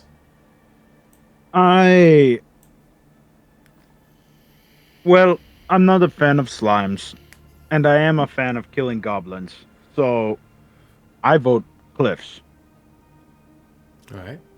What does Millie think? Slimes or cliffs? I think we're gonna have a hard time either way. But yeah, I think if we can get across the cliff somehow, it might be easier. All right. I think I have an idea. If I cast jump on Lokag, he should be able to jump the whole way just on his own. Yeah. And if you just take one end of the rope and you just jump and then just hold on, and then the rest of us just zip down, and we'll just ninja this. Yeah, I'll burn a slot for that. Here, Lokag. I just wrap it around his waist, tie it to his harness. I said, "All right, you're the front man. All right." And then he does a little kind of adjustments, and he kind of attaches these things. All right, step on this, and it looks like this weird kind of giant foot-shaped kind of thing. And if you put your foot on it, it locks onto your foot, and the other one locks onto your foot. And you have these two kind of contraptions on your feet, and they're essentially platform heels. So you're now probably 6 inches taller. And they have a pneumatic kind of little thing. It's just click your legs together. Just click them together 3 times, and go. And then he'll point him to the window, and you'll have the jump spell for the next minute or whatever. What does X think about this plan?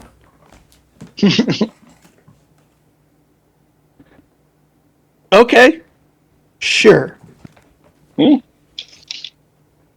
then we'll hold the other end of the rope from above, and see if we can, from the window level, 20 feet down, should be enough for us to zip, and just have Lokag hold the other end.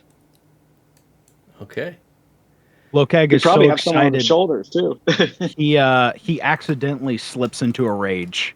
He just gets so pumped. He's raging already. All right. How can you not? Now he may just smash into the actual wall and wedge himself there, which also works. All right. So as you all make it back down to the second floor, move through the window, and one by one begin to ascend the ropes. Everyone, go ahead and make those athletics checks to climb.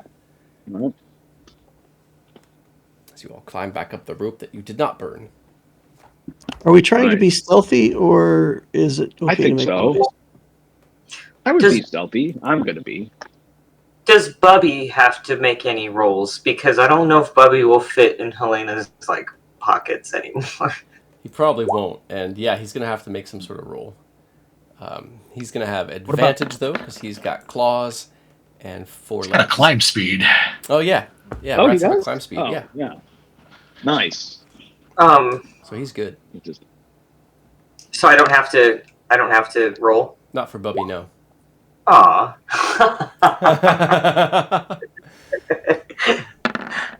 He just clambers up. Right. So far, everyone's making it up the rope. Yeah, doing pretty good. Nice. What the heck?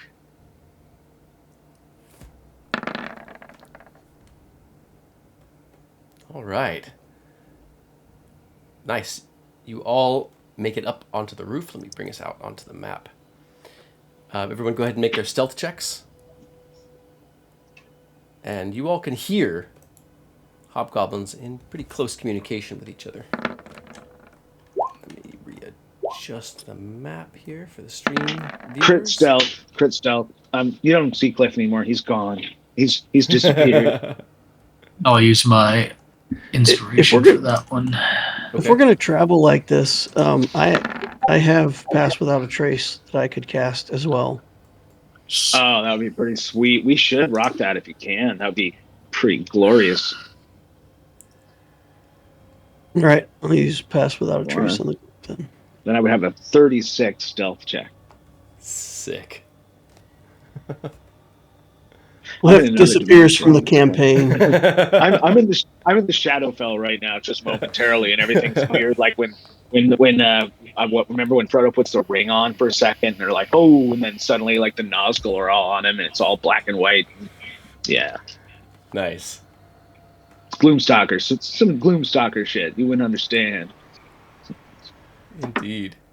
So that's a 27 Yeah, for we're- Willie, 30 for X, a 22 for Helena, 36 for Clifford, and coming up for Lokag, a 29 for Lokag's stealth check. Nice.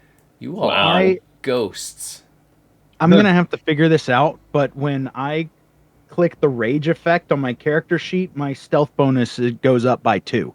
So I'm going to figure out why that's happening, but not right now. So But Okay. when you're raging, you can use your strength bonus instead of the skill bonus. So you're using your strength bonus for your stealth checks. Oh, nice. 2024. Wow. Do all barbarians get that? Yeah, you're tapping into your primal instincts. Ah, that's rad. That's I did not cool. know that. That's Very cool. All right, so as you all make your way up onto the sort of topmost part of the tower, you look out and you see 3 clusters of hobgoblins. Their crossbows sort of trained at windows and balconies of the tower. They do not see or hear any of you. All right. So I guess it's time for someone to break stealth. Lokag. Well, Clifford, if you're going to cast well, jump, yeah. that's going to... Yeah, so Lokag's all set up with the jump spell now. He's got the boots on, so it's you lead the way. I've got the other end of the rope, so I'll just take in the slack as he jumps, and the coil will get smaller and smaller as he leaps through the air. And then in theory, we have, I don't know how far. I mean, the jump calculator, I bet he could jump at least 30 or 40 feet or something from that height. yeah, what does the jump spell do for the addition to my jump? So it's generally... okay, yeah.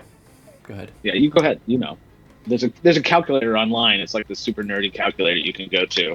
Well, the jump is just it's your strength score if you make a running jump, and Okay. with the jump it. spell you can jump 30 feet. Okay, cool. So what's your strength? 18? Yeah, 18. Well, the jump spell doesn't factor in any of that. It just gives you 30 feet to your jumping. Oh, 2024 is different. Totally, I'm just looking at 2014. flat 30 feet.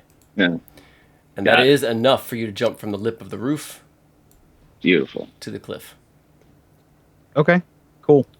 All right, Lokag is going to use that stealth that he's got, and he wants to try and get as close as possible.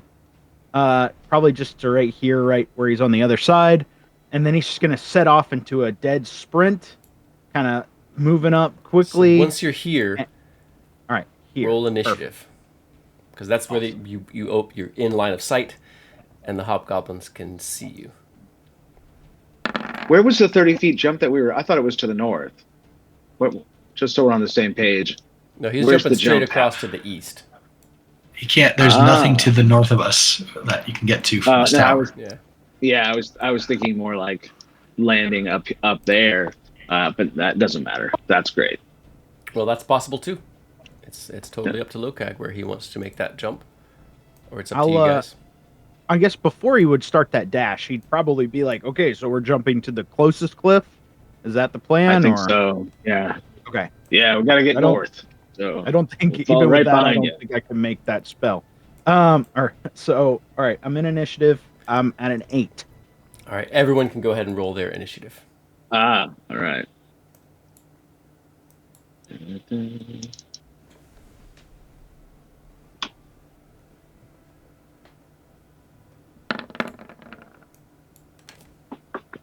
Bah.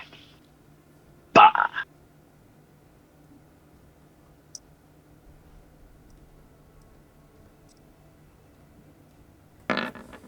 Oh boy.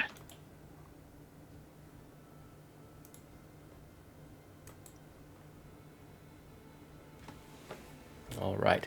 You hear, you can all hear the hobgoblin shout alarm. And Helena, you react first. You can hold your action, drop your initiative down, or clamber up and take a shot at one of the hobgoblins. Oh, she's definitely going to take a shot. Okay. Um, So you all have made it up onto the actual roof up here. So you don't have to use extra movement to get anywhere. Cool. All right. So yeah, there's just peeking around the statue, you see 3 clusters of hobgoblins.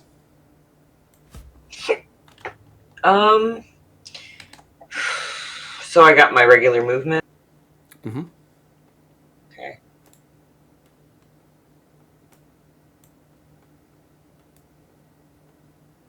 I want to shoot sort of. Is that how I ping?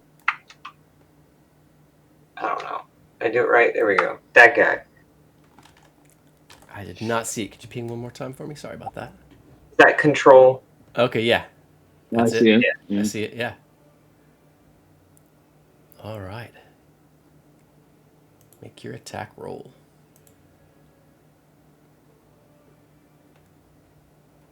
Oh yeah, I'm gonna put on septic strikes also. Okay. 24. That is a hit. 11. All right. The hobgoblin is hurt, but does not go down, and you have an extra attack. We're gonna shoot him again.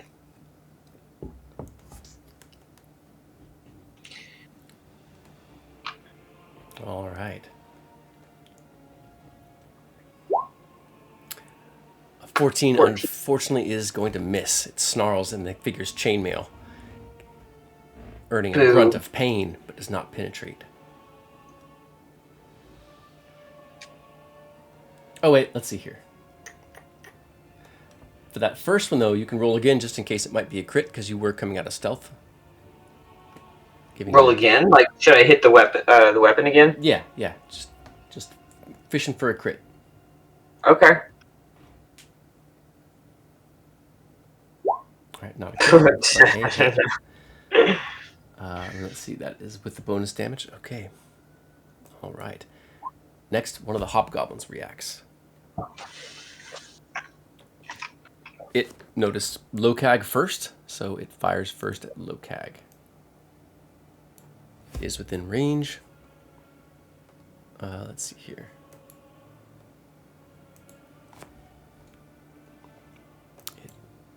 It fires its longbow at Lokag, but misses. Next in the order is X.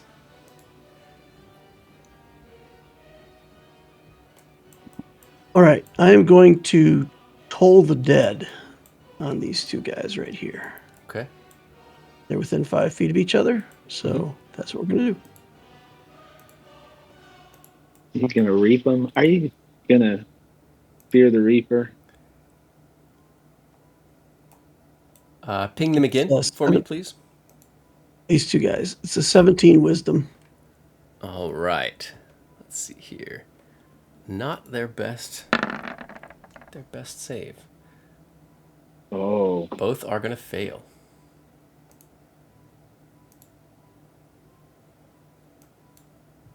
Okay, so the one that's injured takes 16. All right. And the next, which is uninjured.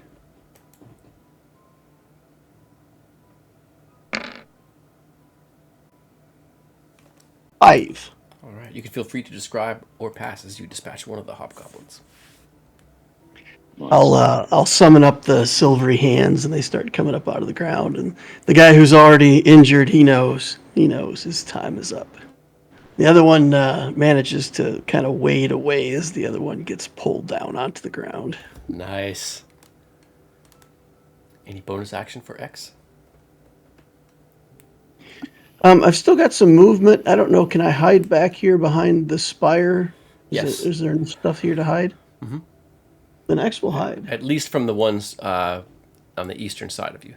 The ones down to the south, from that position, they'll be able to see you if they really look. So it's a 29 because I've still got the Yeah, you do. pass without trace going. Nice. So to the south, one of the hobgoblins shouts one word.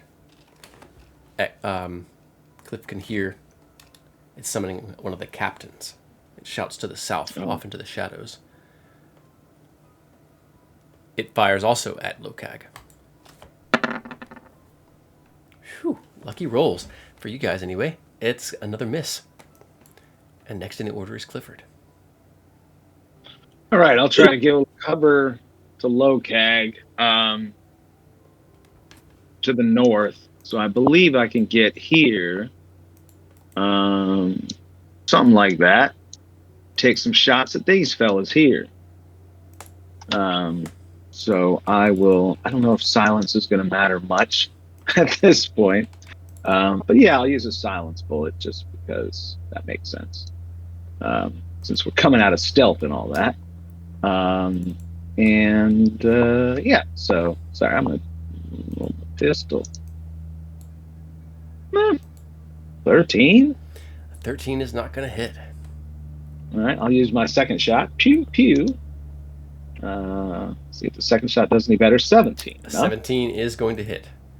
And that's All one right, of the ones and I'll to the do my- north again? Yeah, one of the ones to the north. I'm gonna be 9 plus I'm in a hunter's mark. Okay. I got one left.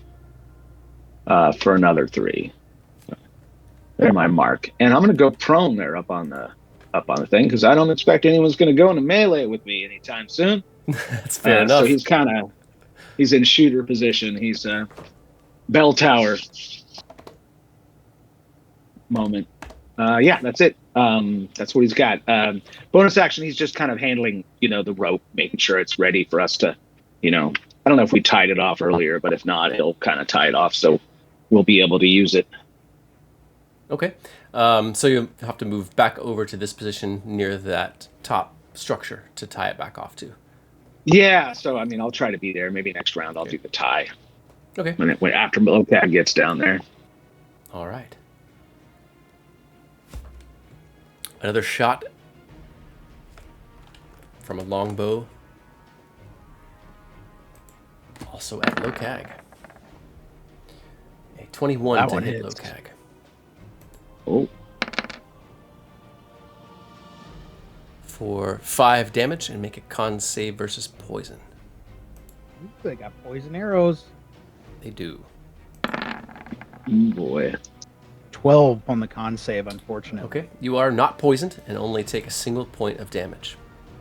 Oh, wow. Single point Nice. for poison, and then that's 2 for the longbow damage. Yeah. Have. Mm-hmm. Okay, So a total of 3. got it. And next in the order is Lokag. Okay, and just to confirm, jumping is just part of movement, right? It doesn't take any action economy. No, but it does take part of your movement. Okay, cool, perfect. So, for the first time ever, knowing that he would need to be on the move, Lokag took Rage of the Wild Eagle, allowing him to dash or disengage with a bonus action. Nice. Nice. He's gonna run up to the lip of the roof using the jump spell. He's gonna leap 30 feet onto the cliff.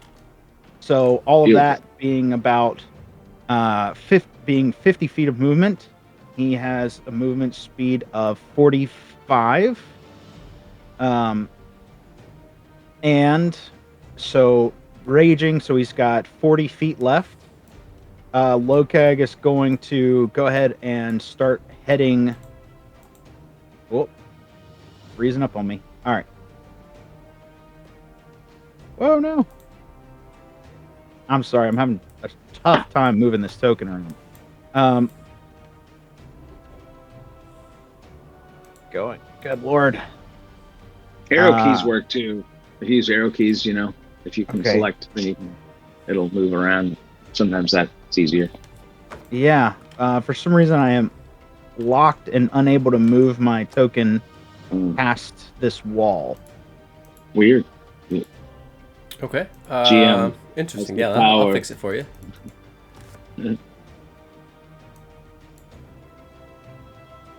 Cool.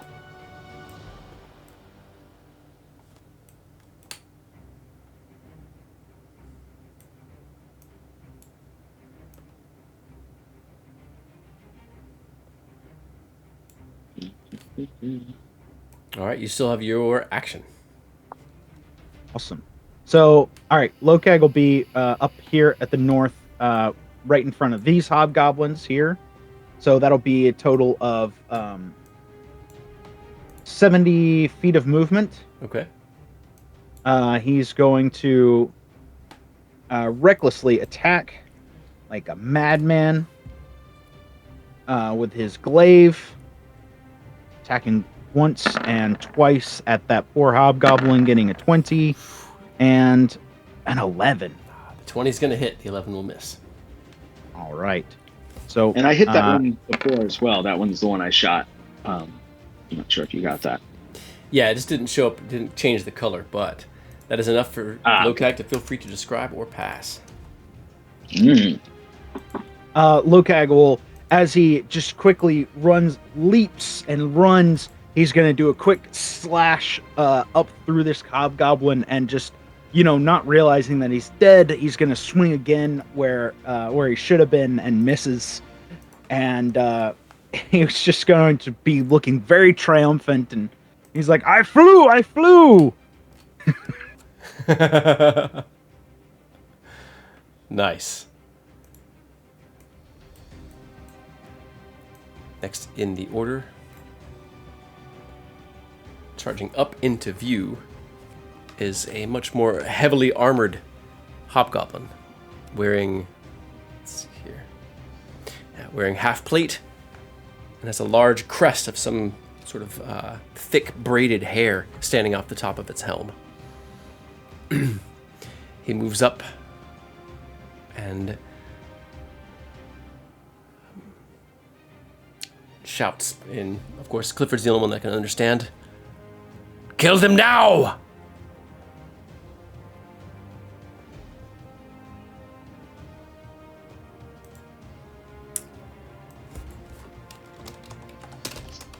I have to teach like a class and how to get along with hobgoblins, just like 10 easy words to learn, like kill, eat you, die, all the important goblin words. Nice. Mm-hmm. All right. Checking its range.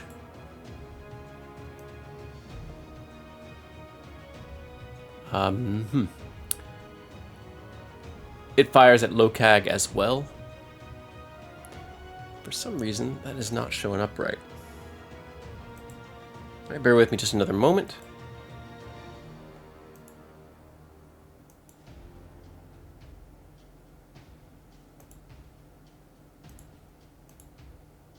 Okay.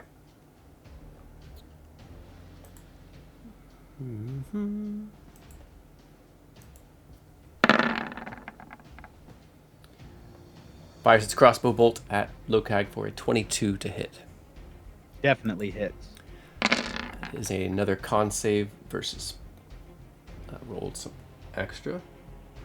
Oh yeah, that's the poison damage. All right, you are 19. not poisoned and only take 1 from that, so that's 6 total of 7 points of damage to Lokag. Great.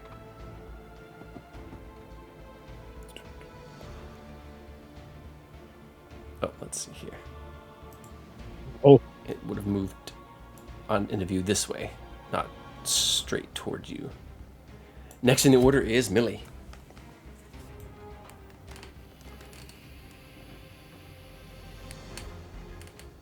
All right. Millie will probably move this direction. And then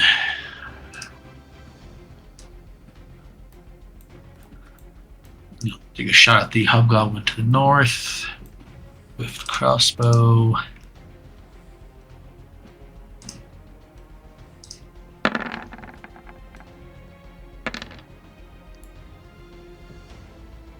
$14 to hit for. 14 is gonna miss. Alright. You can use your inspiration if you wish to re-roll that. Already used it. Okay. I'll try one more time. After the last extra attack and a 15. Unfortunately, a 15 is going to miss as well. They have Alright, chainmail that is armor. my turn. All right. One of the hobgoblins charges 30 feet forward toward Lokag. Moving up in that direction.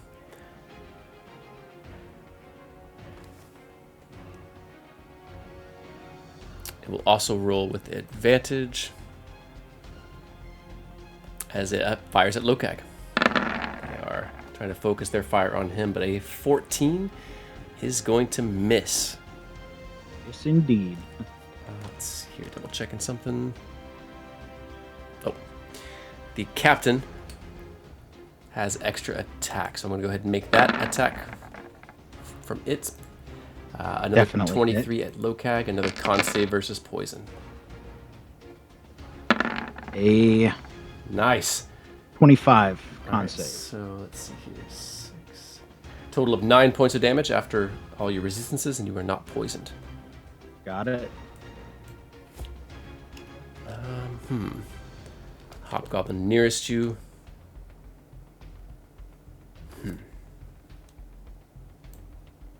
It disengages, moves back 30 feet.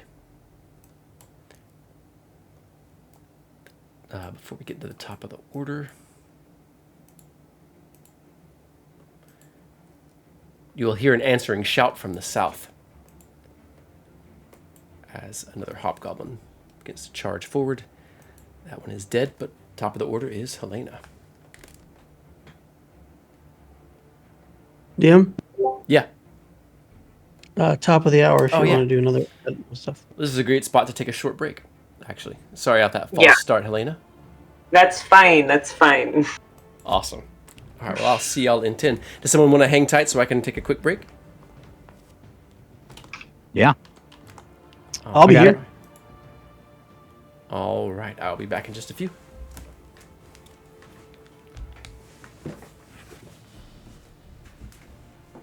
So what is Lokag afraid of? Is he afraid of like small birds, or does he have some kind of like crazy phobia?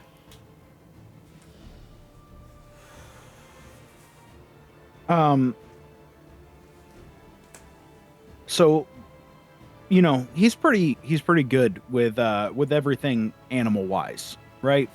He grew up out in the wilds and the mountains, but you know, when he first got to the gladiatorial ring, like arenas, they have to do mandatory doctor stuff.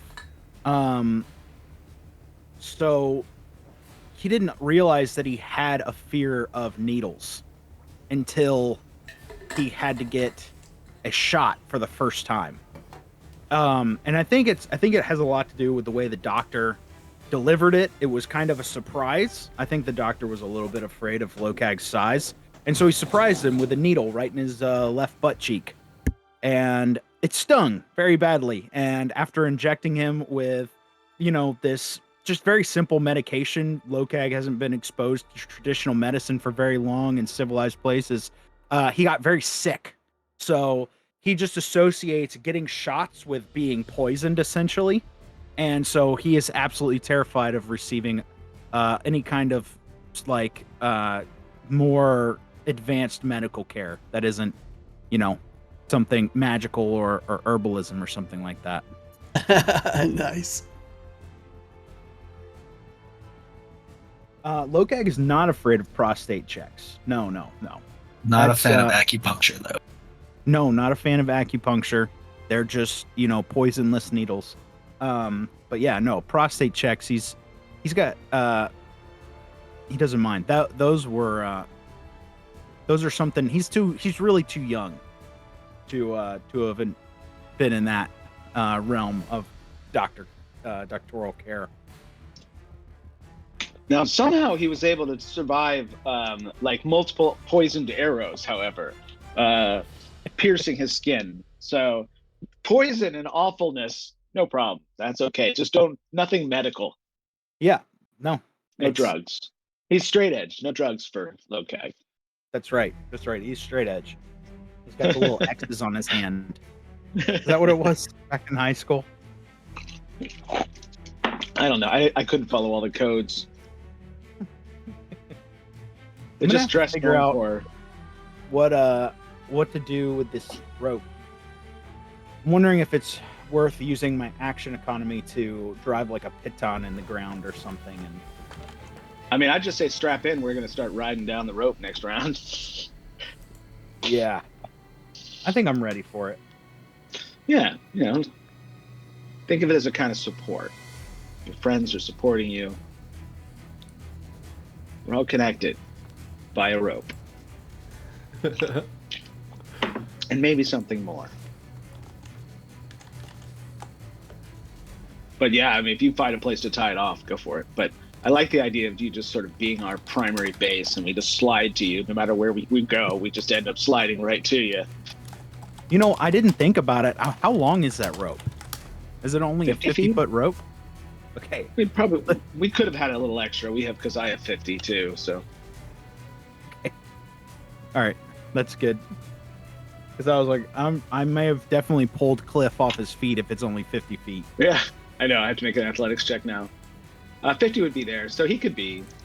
I don't know. We would have enough to like hook into. Let's say I had like a 20-foot leader rope that was connected to the statue already, and I'm tying it off now. I got carabiners. I got hip switches, dude angles, other words that climbers say that I don't understand. But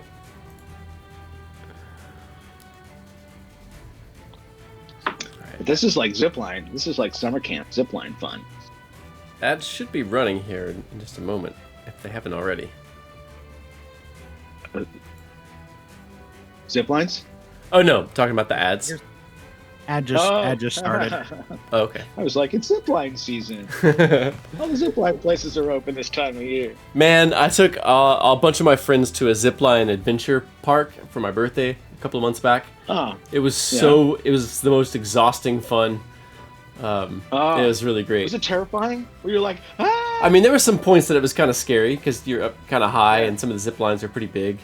But a lot of it was obstacles that were just really challenging. Like there was one where there's like 2 cables, and descending from them are, so you can like hold on to the cables, but then dangling from them are like little rings of wood off a rope. So you've got to stick your feet in the ropes and make your way over.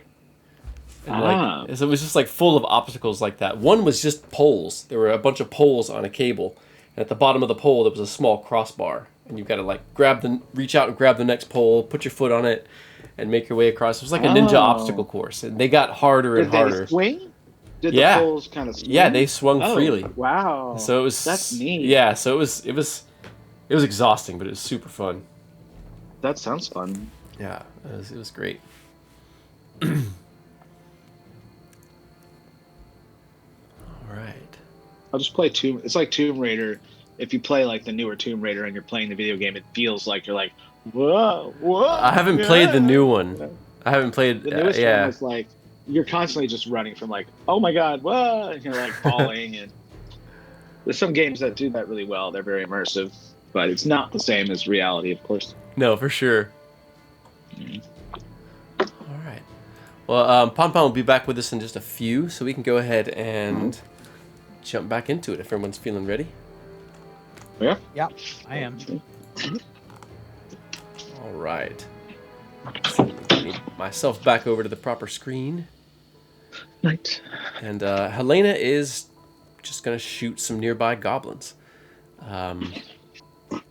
So yeah, let's see here.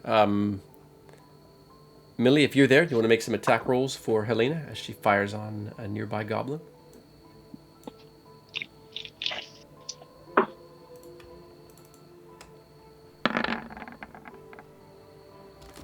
She's got a, trying to find it here, boom, boom, +8.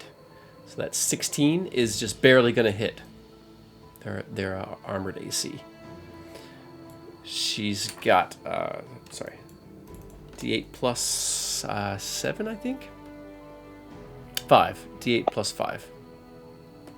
And she's got a second attack as well. She'd probably septic strike that first one. Yeah, probably so. So you can add a D4 to that. Nice. Nice.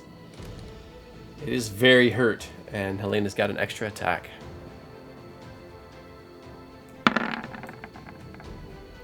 That is gonna miss. All right. Next in the order.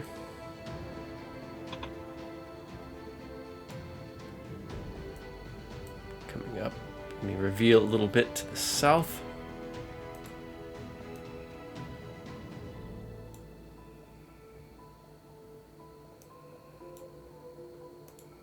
Check range.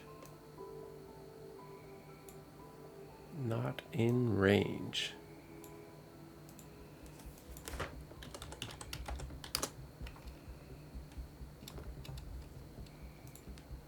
Alright, checking something else here in the background. What else that hobgoblin might do.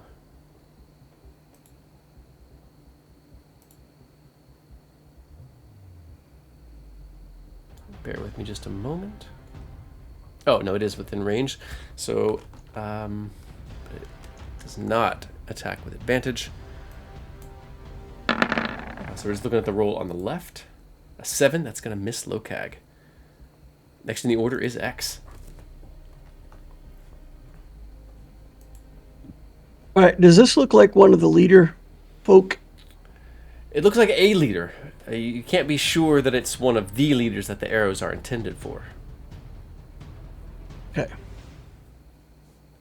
Well, I will just use a regular arrow then. Okay. And I will, since I believe myself to be hidden, I will just kind of lean out here and take a shot at him. Okay.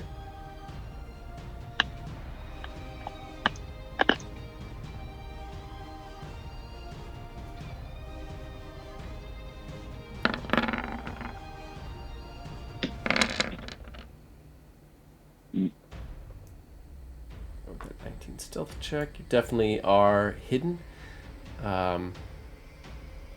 But that 11 is going to miss. All right, I'll shuffle around a little bit and hide again. Okay.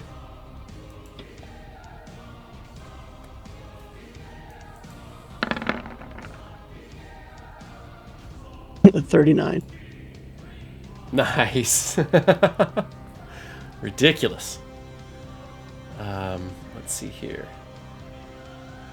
And DM, did you ever let him know what the stick does? What the staff does?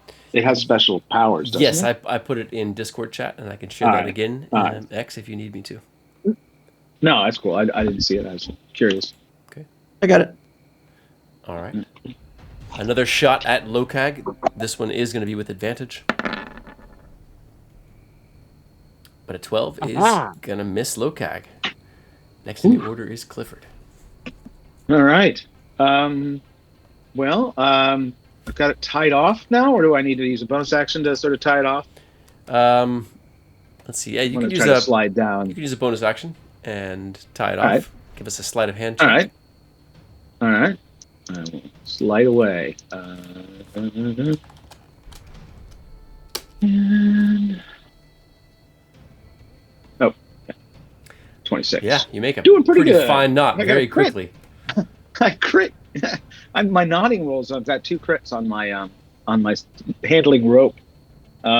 Cool. So I'm gonna just hook it in and say, "I'll see you in a minute." And then can he fire the pistol as he's sliding down at the guy as he's swooping in on the line with the harness and firing it? I want to be firing at this guy up to the north as he's sliding in towards That all depends on Lokag's athletics check, because he didn't All know right, the rope. let's see He how that just goes. has the rope tied around him.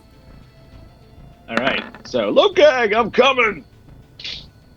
All right. I'm sorry, athletics. We can use that same roll, though. Oh, sorry. That's fine. I did click the wrong button. They That's are fine. the same bonus. Same bonus. Okay.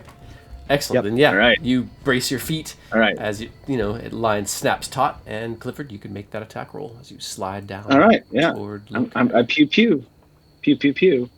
All right. And first one. Oh, I'm going to use my inspiration. Okay. I have not used it yet. And I do not want a 1. Yeah. 14. 14 is gonna miss, unfortunately. All right. And then his second shot, he fires. Oh, garbage. Trying to swing as you're going down. It looks good in the movies, but it doesn't really hold up. Yeah. So he's like wildly firing. And he's trying to look really cool, but he's not quite pulling it off. I'm going to make an acrobatics roll just to see how well he pulls it off. Yeah, it's pretty sloppy, guys. It's not good. Yeah. You kind of land almost I- in a pile, but you manage to keep your footing. Yeah, that's about it. I assume there's a little force movement in the sliding down, so I moved more than 30 feet. But if you want him to be floating over the water at this point for the sake of excitement, Let's see. I'm not here. sure how much force movement is there when you're sliding down the rope. Is the question. Is it like Well, you're not Falling, or- necessarily falling. yeah, I'm sliding. Yeah, it's like, Yeah. So yeah, you're So I probably moved 40 still feet. you're probably still dangling out on the rope above the water. All right. I'm coming in. I'm dangling. I'm coming in. All right.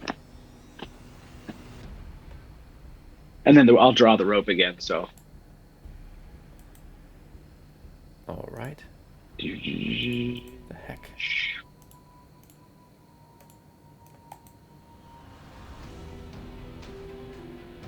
One of the hobgoblins dashes. Or not dashes, runs toward Lokag. It fires one shot with its arrow, with its bow. Not with advantage. Then quickly drops its bow, pulls out its shield. So for a 16, it's going to hit Lokag. That does hit. Okay. Another con save versus poison. 14. All right, success. I don't know why this is not on the sheet. So that's going to be 3 and 4 points of damage total to Lokag. Next in the order is Lokag. One to the south, one fleeing to the north. Okay. And the rope is Now that the taut, though. rope- So if you move... Yep. So I was considering that in my movements. So the rope, as I'm looking at it, and you can confirm, it should be 65 feet from that point. Yeah. So you've got to More or stay less. within 65 feet of that point. Yeah. Yep. So I'm going to move here. And bring Clifford with you. Oh, yeah. Clifford's with me. All right. Is that going to... That's fine.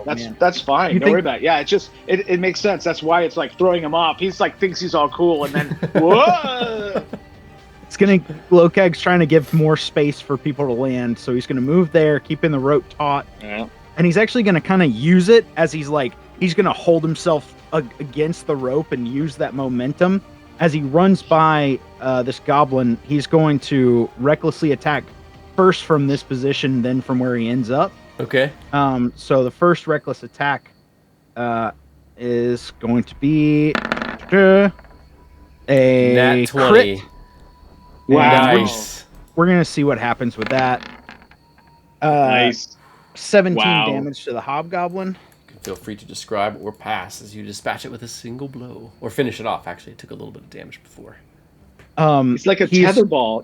He's like a tether ball. Using on a the line. using the speed, he almost slides past it like a just with the tension of the rope pulled, he's sliding past like a samurai in one of the movies where he just slides the glaive through, and before the hobgoblin knows what's happening, he's like falling in half.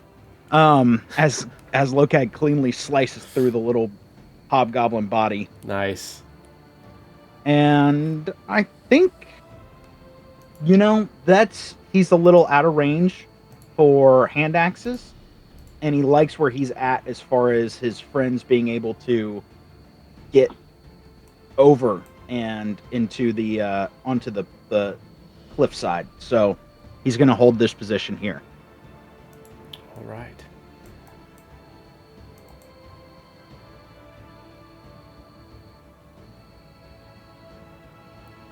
It is getting the weirdest measurements. Fix something real quick.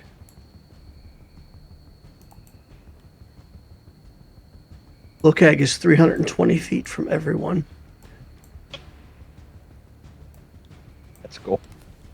Did you ever play tetherball like in grade school? And but when you were small enough, you could actually sit on the tetherball and spin around the pole. Anyone ever do that? No? I was never that small. A nat Oof. 20 to hit Lokag. Another right. hobgoblin comes into view and fires. 12 on that con save. Meets it, beats it. So that is a Wow. successful save.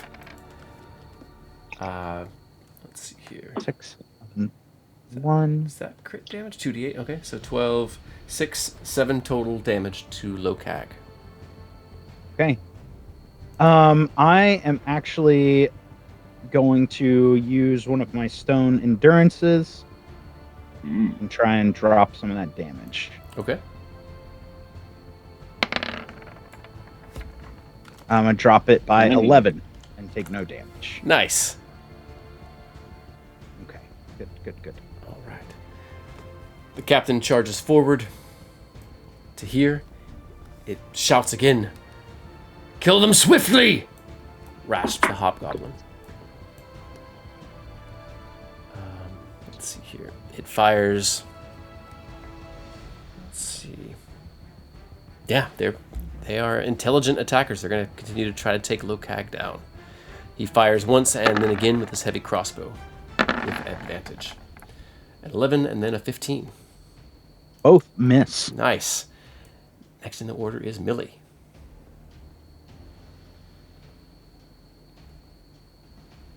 All right. So the rope is still attached to Lokag, or is it now attached It's still attached to Lokag. Yeah. Clifford is still dangling from it. He could probably drop off because he's only like 10 feet up, so he could probably drop down 5 feet safely at that point. Feel free to knock him over on your way down. I figured there's like we're all in a line, kind of. a little more worried about just bringing us all down the edge. Yeah, if Cliff can just drop prone on the ground, I'm fine with that to avoid being any issue. But because it's happening at the same time, right? It's not like we're really moving past each other so much. Millie will move there and take another shot or two with the crossbow. Okay. Yeah, at this point, Cliff could just let go, and Millie, if you wanted to make it down the rope, you could. 17 With your move, is gonna hit. Nice. Which one are you attacking at again? The first one there on the south. Okay. You can feel free to describe or pass as you take the hobgoblin down. So I think it just cuts through the head. Nice. Then I'll aim at the captain there.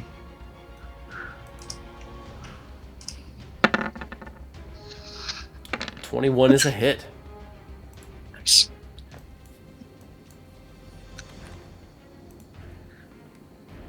Six points of damage. Nice. Any bonus actions or anything for Millie? Nope, no bonus actions. Any more movement? That is my full movement to get there. Okay. All right. Hobgoblin 4 is dead. Aw. From back north, another attack at Lokag. Looking at the roll on the left, an 11 is gonna miss. Top of the order is Helena.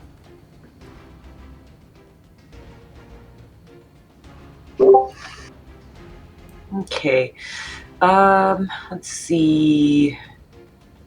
I can probably shoot this. What's his name? Captain Glurlug. His ugly mug. Captain Glurlug and his ugly mug. I'm gonna shoot him. That's a great band from the 60s. They were so mod.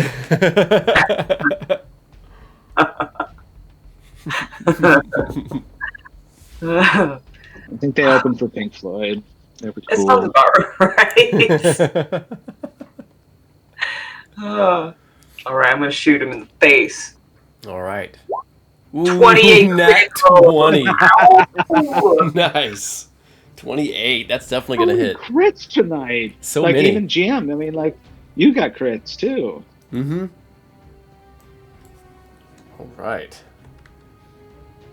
Any septic strikes Man. on that, or? Well, I was gonna shoot again, and I'll turn the septic strikes on. I guess no, I'd want him on for both because I have septic strikes on, right? I don't have to continuously recap. No, I do. No, it's a bonus action to trigger septic strikes. Okay, but like once it's in an enemy, I just keep killing them. So Yeah, once Anyway, you've hit an Hunter's enemy, they'll Mark. take septic strikes damage. right, but I It's like have to Hunter's- just like reactivate Hunter's Mark. reactivate it for a new enemy. But unlike Hunter's Mark, yeah. Well, you just activate it every round. Anyone who's taken damage from you or one of your verminkin will take the septic strikes damage. Right. Oh, so you just keep using it. Yeah, that's Yeah. better. Okay. So for my second attack, I'll turn it on then. Okay. Unless it doesn't hit, then I want the bonus action regardless. Right.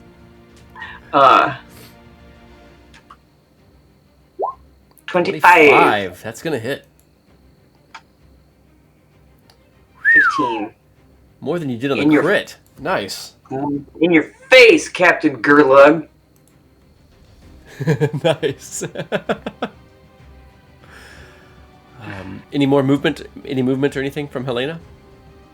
Nah, it's a good spot. Okay. Perfectly fine.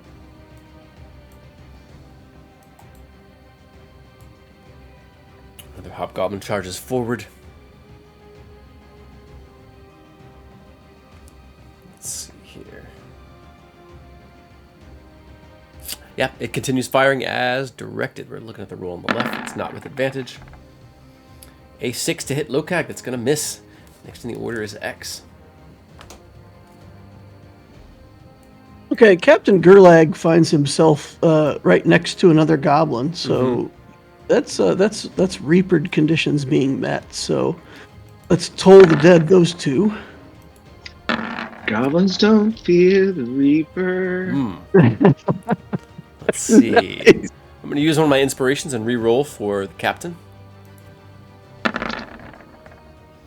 Nope, still going to fail. Oh. The captain is definitely One of taking those damage. days, man. You all are just cutting through these enemies. Yeah, it's pretty good luck. Mm-hmm. Let's have the captain take 2d12 because he's injured. Mm-hmm. Wow. I don't know why it rolled sneak attack there. Oh, wow. 3 damage. Oh no. All right, and then Yeah. 2d8 for the hobgoblin next to him. That's a lot better. 9. They both groan and try to step out and around from the grasping hands that reach up from the stony earth. Neither of them are dragged down to their deaths.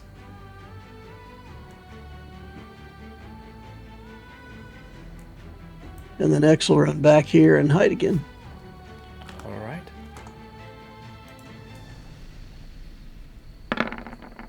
Oh no. A nat 1 still gives you a 10 on your stealth. 20 with 20. yeah, you're still concentrating. 'Cause So, I'm- yeah. Yep. All right, let's roll another shot at Lokag as they're just hammering on him, trying to take him down. This will be with advantage as he's next to the Captain Blurlag, who made a shot of 16 to hit. That's a hit. Con save versus poison. All right. 9 on the con save this time. Lokag is poisoned. We'll take all 5 of that poison damage, and Yep. you'll take 4 from the longbow itself. Now, Got it. Okay. It charges forward. Next in the order is Clifford. Clifford kind of looks a little concerned about Lokag, and a little just this is just going too fast. He pulls out a pipe. Why are we in such a rush here? And he says it in Goblin. He's like, just everybody, let's just slow down and take a moment. And he's going to drop a fog cloud down around here. And I'll draw a circle, or if you want to draw a circle. I don't know if it does You that go ahead and when I drop cast your. it. Just use your measuring tool Okay, cool. for where you want. And then that I area. wanted, yeah, like it's 40, right, total. So there, that, yeah. So kind of right here, just below Lokag. Yeah, just below Lokag, so it catches all the hobgoblins up north. So it catches the top hobgoblin, the living one. This one here. Yeah, that's good. All right, hold that for me. Yeah, and unless Lokag wants to be in the fog, you could kind of give me a hint if you want to be in the fog, out of sight. But that might be a nice reprieve for you. Yeah, bring it up. No, that's good, because then they're both in the fog. I like that. And then for my move action, Cliff's gonna move into the fog next to this guy. Okay. Why can't I move? I don't know. Hold on, trying to move. There. Oh, yeah, thank you. Yeah, and move him. Yeah, he'll be behind him, kind of like that. Hopefully, he'll be able to kind of op attack him if he moves by. Yeah. Yeah, I think that's good. So, okay, Nice. you all right? Takes a puff off his pipe, blows out a cloud of smoke that grows Yeah, and grows and and, envelops the hobgoblins. And I think that'll at least protect us from the southern aerial assault for now. Nice. At least Lokag. Speaking of, next in the order is Lokag. All right. So Lokag will he'll stay where he is, and he's gonna attack this hobgoblin here that's in the fog cloud. Okay. So if he reckless attack, it's just a straight roll on that, right? Yeah. Just- Yeah, I can Reckless leave him out of the attack- cloud if you want to, but I Nope. figured. That's Yeah. all good. an 18 is going to hit. Nice. And that'll be. Hold on. I think we can do better. Savage attack feat. Beautiful. 16 damage. Nice. You can feel free to describe or pass as you take down the hobgoblin. Lokag just kind of remembers where he is in the fog cloud. He swings out at the full reach of his glaive, and he just hears a satisfying like, and he just kind of smiles Nice. to himself in a knowing way. Nice. As the body goes limp, Clifford kind of lowers it to the ground respectfully. You go down to sleep. It's time to sleep. Take a load off, Anything else for Lokag? little goblin. No, Lokag will stay right here. All right. Hobgoblin to the south darts forward. Can't see Lokag or Clifford. So it fires at Helena. Roll on the left, not with advantage. An 8 is going to miss. Haha, that's right. Too quick. Nice. All right, let me check something really quick. All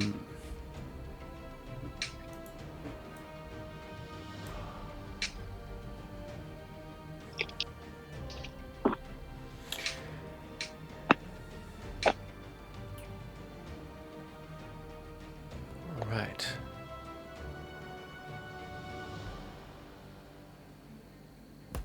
All right, checking something really quick.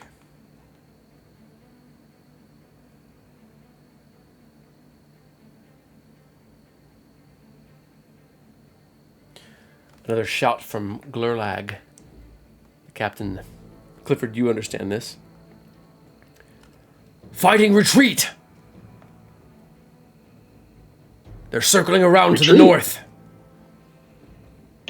As he steps back and shouts that. He fires toward Clifford. It'll be a single roll. Having heard Clifford's scuffing boots. Yeah, I didn't do a stealth roll or anything, Yeah. so So that's a 13. that'll miss, though. Let's see here.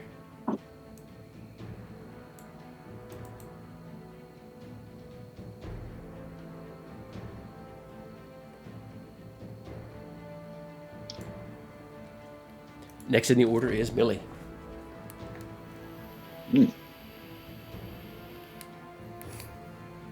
All right, seeing that we have a fog cloud now. You're all clear, Really kid. Grab the rope, and Cliff's not on it. Just slide down the rope.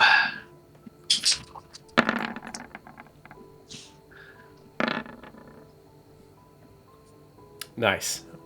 Yeah, the rope holds. Lokag keeps his feet. You slide up to your movement down the rope.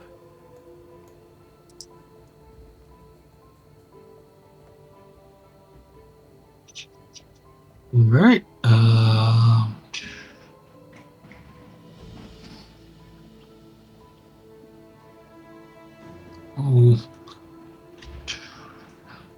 Let go of the rope and then just dash beyond it.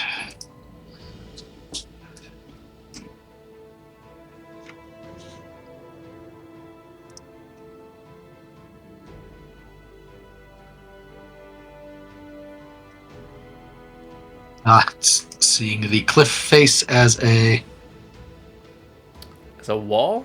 That's so weird. wall. You got the same wall problem you had before with the. Yep. Are you trying to go up north to that goblin to the north? Is that what you're trying to do? Okay, let me fix that. The hand of God descends from the sky and There you draws go. Millie northward. Yeah, so I'll move 35 kind of feet north.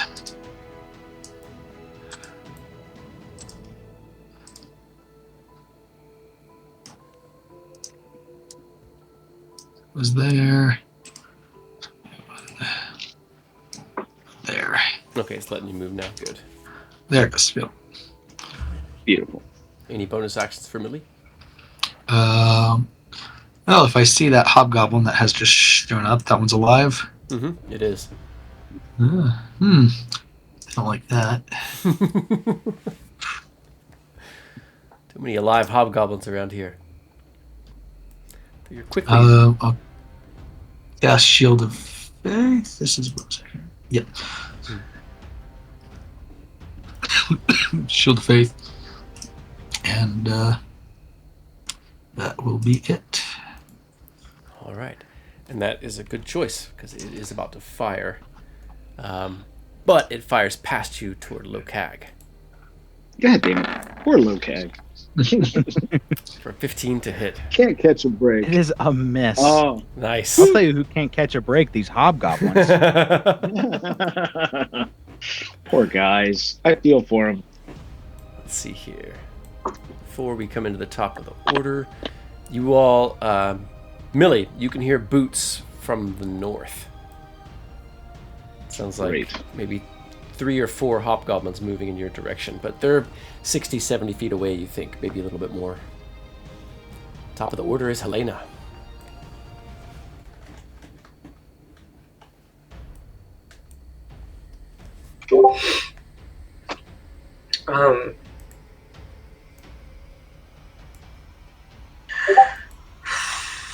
Yeah, I want to keep shooting the captain in the face. Okay. So I'm just gonna make sure you're a little closer. Make sure, Yeah. I can get him. Yeah, you're within range for sure. So since I've already gotten him with septic strikes, no, that would only count as one bonus action. Never mind. Yeah. Answer my own question. Alright, shooting him again. Let's go. 22. That's a hit.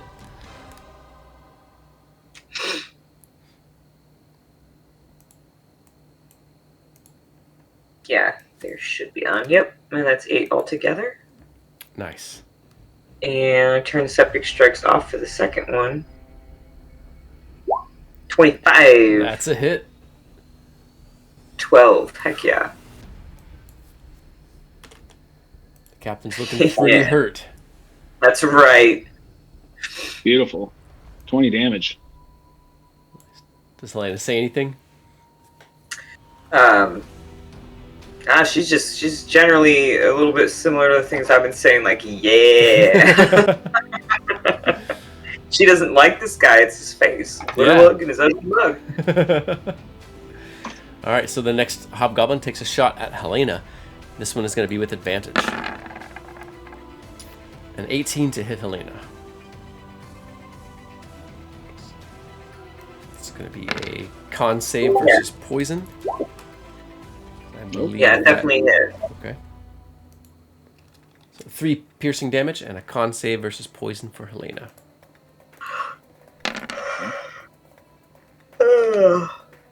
Pardon me.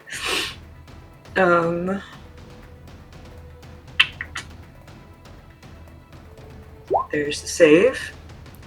Whoa. All right, that is going to fail. You want to use your inspiration or keep it? Yeah, I do. Yeah. Oh, Oh boy! no! The dice are telling their story. Helena, you take a total of 8 points of damage, and you are poisoned. Oh, man. Attacks and ability checks are going to be at disadvantage while you're poisoned. Feels like karma. Next in the order is X.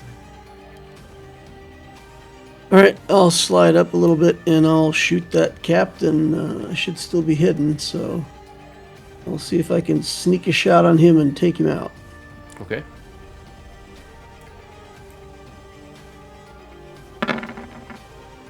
Nat 20. 27. Oh, wow. Woof. You can feel free to describe or pass as you drop the captain.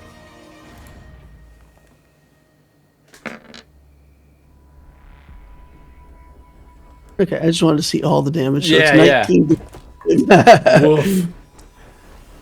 Yeah, so Helena's standing there and she gets hit with a arrow and she starts like coughing and wheezing, and X just comes up like right beside her and shoots right alongside of Helena, right over this goblin that just shot her, and it just takes the captain right in the back as he's walking away. Nice. Yeah. Beautiful. And then X will slink away and hide again. You're walking away from us.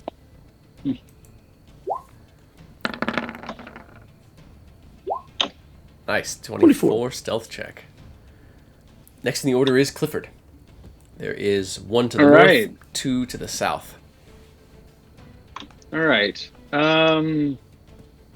He's going to poke up out of the fog so he can get a look and see what's going on. He sees that guy's still there. Mhm. He doesn't see anything beyond. He doesn't see beyond him. So then he'll just shoot. Bang, bang. Ooh, that looks like a 22 is going to hit. 22 is going to hit. And I'm going to use my bonus action to put the hunter's mark on this guy. Okay. Was going to use it on that other guy, but it didn't happen. Pardon my little doggy. He's very upset about something. I don't know what. Another 3 for that. So we're looking at 9 damage on the first attack. Okay. And then a second shot. 14. I don't know if that helps. 14 is going to miss. All right. So first shot hit. That's all he's got. And then he'll duck back into the clouds. Okay. You didn't want to use your relentless. I can't remember the name of it. You got a special to do more damage. luck? No, it's like relentless strikes or something like that. I can't. remember. Oh yeah. No, that's a good suggestion. Yeah. No, deadly strike. Yeah. Sure. That's a good call. I have one more dreadful strike. Why not use it? Dreadful. That's it. Yeah, dreadful strike. So dreadful. 8 more damage. So 14 total. In which the case, first shot. you can feel free to describe or pass. You should take it out with the first All shot. right. Oh hell yeah! I'll drop him then. I'll just pass, but he'll charge on up and get kind of closer to Millie with the rest of his move. Kind of get behind. In the low tag, it's like, come on, we're heading north. Yeah, I think that makes sense. As the thunderous that's boom what of your pistol peals, like it echoes out off the stone walls, the hobgoblin falls with a smoking hole in the middle of its chainmail. Beautiful. All right. Next in the order is Lokag, still holding the line. Nothing in range, but you can hear the 2 hobgoblins moving just south of the. Yeah, I think Lokag will attempt to, although he's poisoned now, so this may be futile, but he'll attempt to drive a piton into the stone and secure the rope to it. I don't know if he can do that all in one turn, but you tell me. Yeah, you could use your action and bonus action to do that. Okay. Awesome. All right, so I'm going to try and drive the baton into the stone. Okay. And then, do I need to make any rolls for that, or? Yeah, some sort of dexterity-based, like sleight of hand or something like that to be able to use a bonus action to secure that. And you can use it whether you have proficiency or not. This at disadvantage. So a 14. You put a pretty decent knot in there. Awesome. You can still use your movement if you choose to use that. Yeah, I am going to. I'm gonna move. I think I'm gonna move north. That's where all the fun is. Yep. So I'm gonna just use my full movement, and I'm gonna get out in front. Nice. This hobgoblin would have moved away after it fired at Helena. All right, so you charge up front. Let's see here. And I will describe what you see here in a moment. Another attack at Helena with advantage. From this hobgoblin here. A nat 20 to hit Helena. Uh-oh. Oh, no. You can go ahead and make your con save. It won't save you from being poisoned, but it might reduce the poison damage that's coming at you. I can be double poisoned? No. But the con save could... Okay, so you'll take 1... So a total of 8 points of damage to Helena. And the other hobgoblin moves back to the south, trying to move away from you all. Next, I must know the burn of toxins. Next in the order is Millie.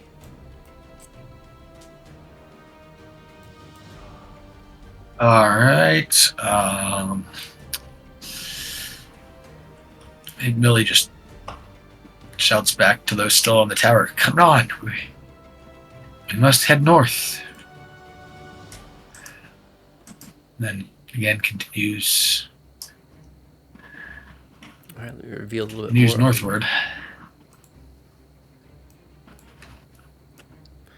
It is very dim light, but beyond you can see there's smoldering or braziers with fire blazing within them that flank an opening further to the north. Let me, if Roll20 will let me do it, you can make out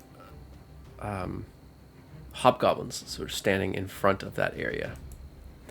Let me show on the map a bit, or show on the stream rather.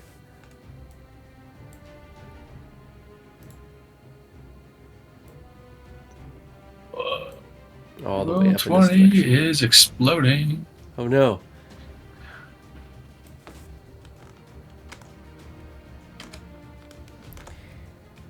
And further off, all the way, let's see here, I'll ping very briefly.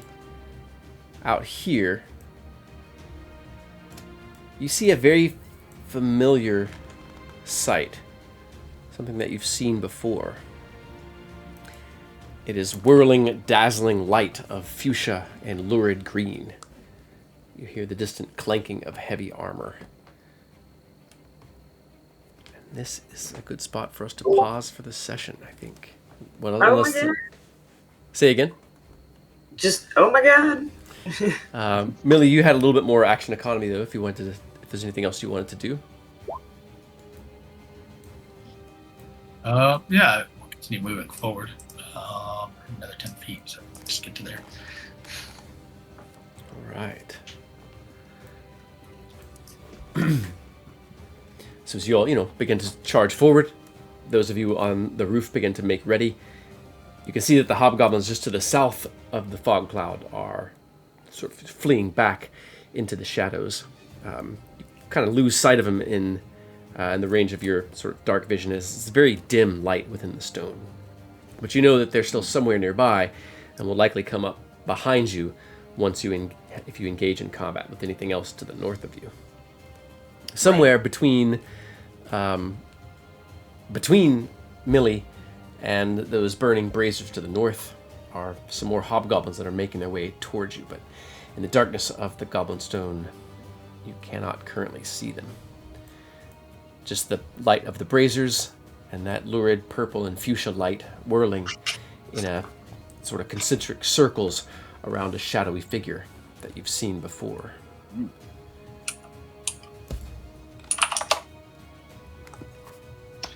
Da, da, da.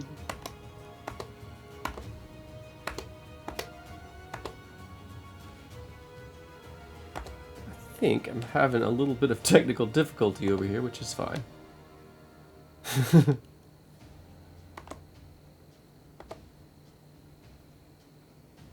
I realize there's like a ladder that goes up to the west as well, or to the east. There's that little There's There also is. one there. no one's appeared there yet. No one has. Yet. Yet. Yeah. Yet. No, I might want to hop back into that fog cloud. Yeah, it was exciting. That was great. Yeah, you all. Some super, super lucky rolls for you all. Some super unlucky rolls for the enemies. But also, man, those new powers and talents, those extra attacks, really showing out as you all just carve your way. But I think thematically for the story, for where you all are at and everything you all have been through, it feels really good and it really makes a lot of sense. And the Dungeon Master here is not disappointed at all with the luck of my rolls. Like, this is awesome. I think this is really fun. But let's check in with you guys. Pon, how was your session? Any thoughts? Any notes? It was a lot of fun. I had a hard time being tired this one, but it was just like a really fun, just like constantly get at 'em thing, and kind of session. And I really don't know what to say other than that was fun, and I think everybody was. I like how cohesive our thoughts were, and I thought everybody was pretty amusing tonight. Agreed. Loquitur, how about you? Any thoughts for you, bud? Yep, getting in there, deeper and deeper into the stone. I like that we get to use the flame and kind of like there's not a whole lot of stuff that we get from the adventure otherwise. Like even when we did the fight at the docks, there wasn't a whole lot of loot there. But then we, get to the flame, and it's like everybody gets something cool out of it. So I kind of love that, that reward for getting back in here. Nice. Heck yeah. Joe, how about you? Jay Fink? Yeah, a lot of fun. Glad I was able to make it. Me too. Yeah, excited to get deeper into the stone. Heck yeah. Heck yeah. Big Bri, any thoughts for you? I really enjoyed that. So Lokag had a lot of really good moments where he was leaping and he dispatched a bunch of people. I just realized, I'm glad I realized before we ended for tonight, I didn't damage anyone or use any bonus actions. I dropped my rage off of Lokag. I was like, oh yeah, he didn't take any damage or anything. I was like, oh man. So, I'm glad I figured that out before next week, because I would not have remembered. You bent a baton into the ground. Yeah, I damaged rock. In 2024 rules, you can just use your bonus action to maintain your rage. You don't have to get. Yeah, I thought of that. I used my bonus action and action to get the rope baton in and rope tied. Yeah. Which so that's worked fine. out, yeah. I may not need the rage of the eagle any longer, so I'll rage with something else next week. What's my rage again? Yeah. Hopefully you don't feel like I was picking on you by having all the hobgoblins attack you. It just, they were trying to focus their fire. I felt like Lokag was finally fulfilling his purpose as a tank. So, did you feel like the prettiest girl in the room that just everyone wanted to shoot you? Yeah, definitely.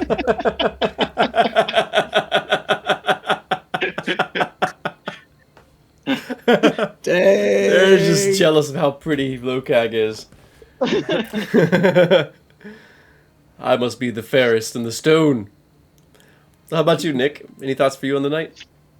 No, I'm good. I'm glad I could make them all jumpy. You're like the tick.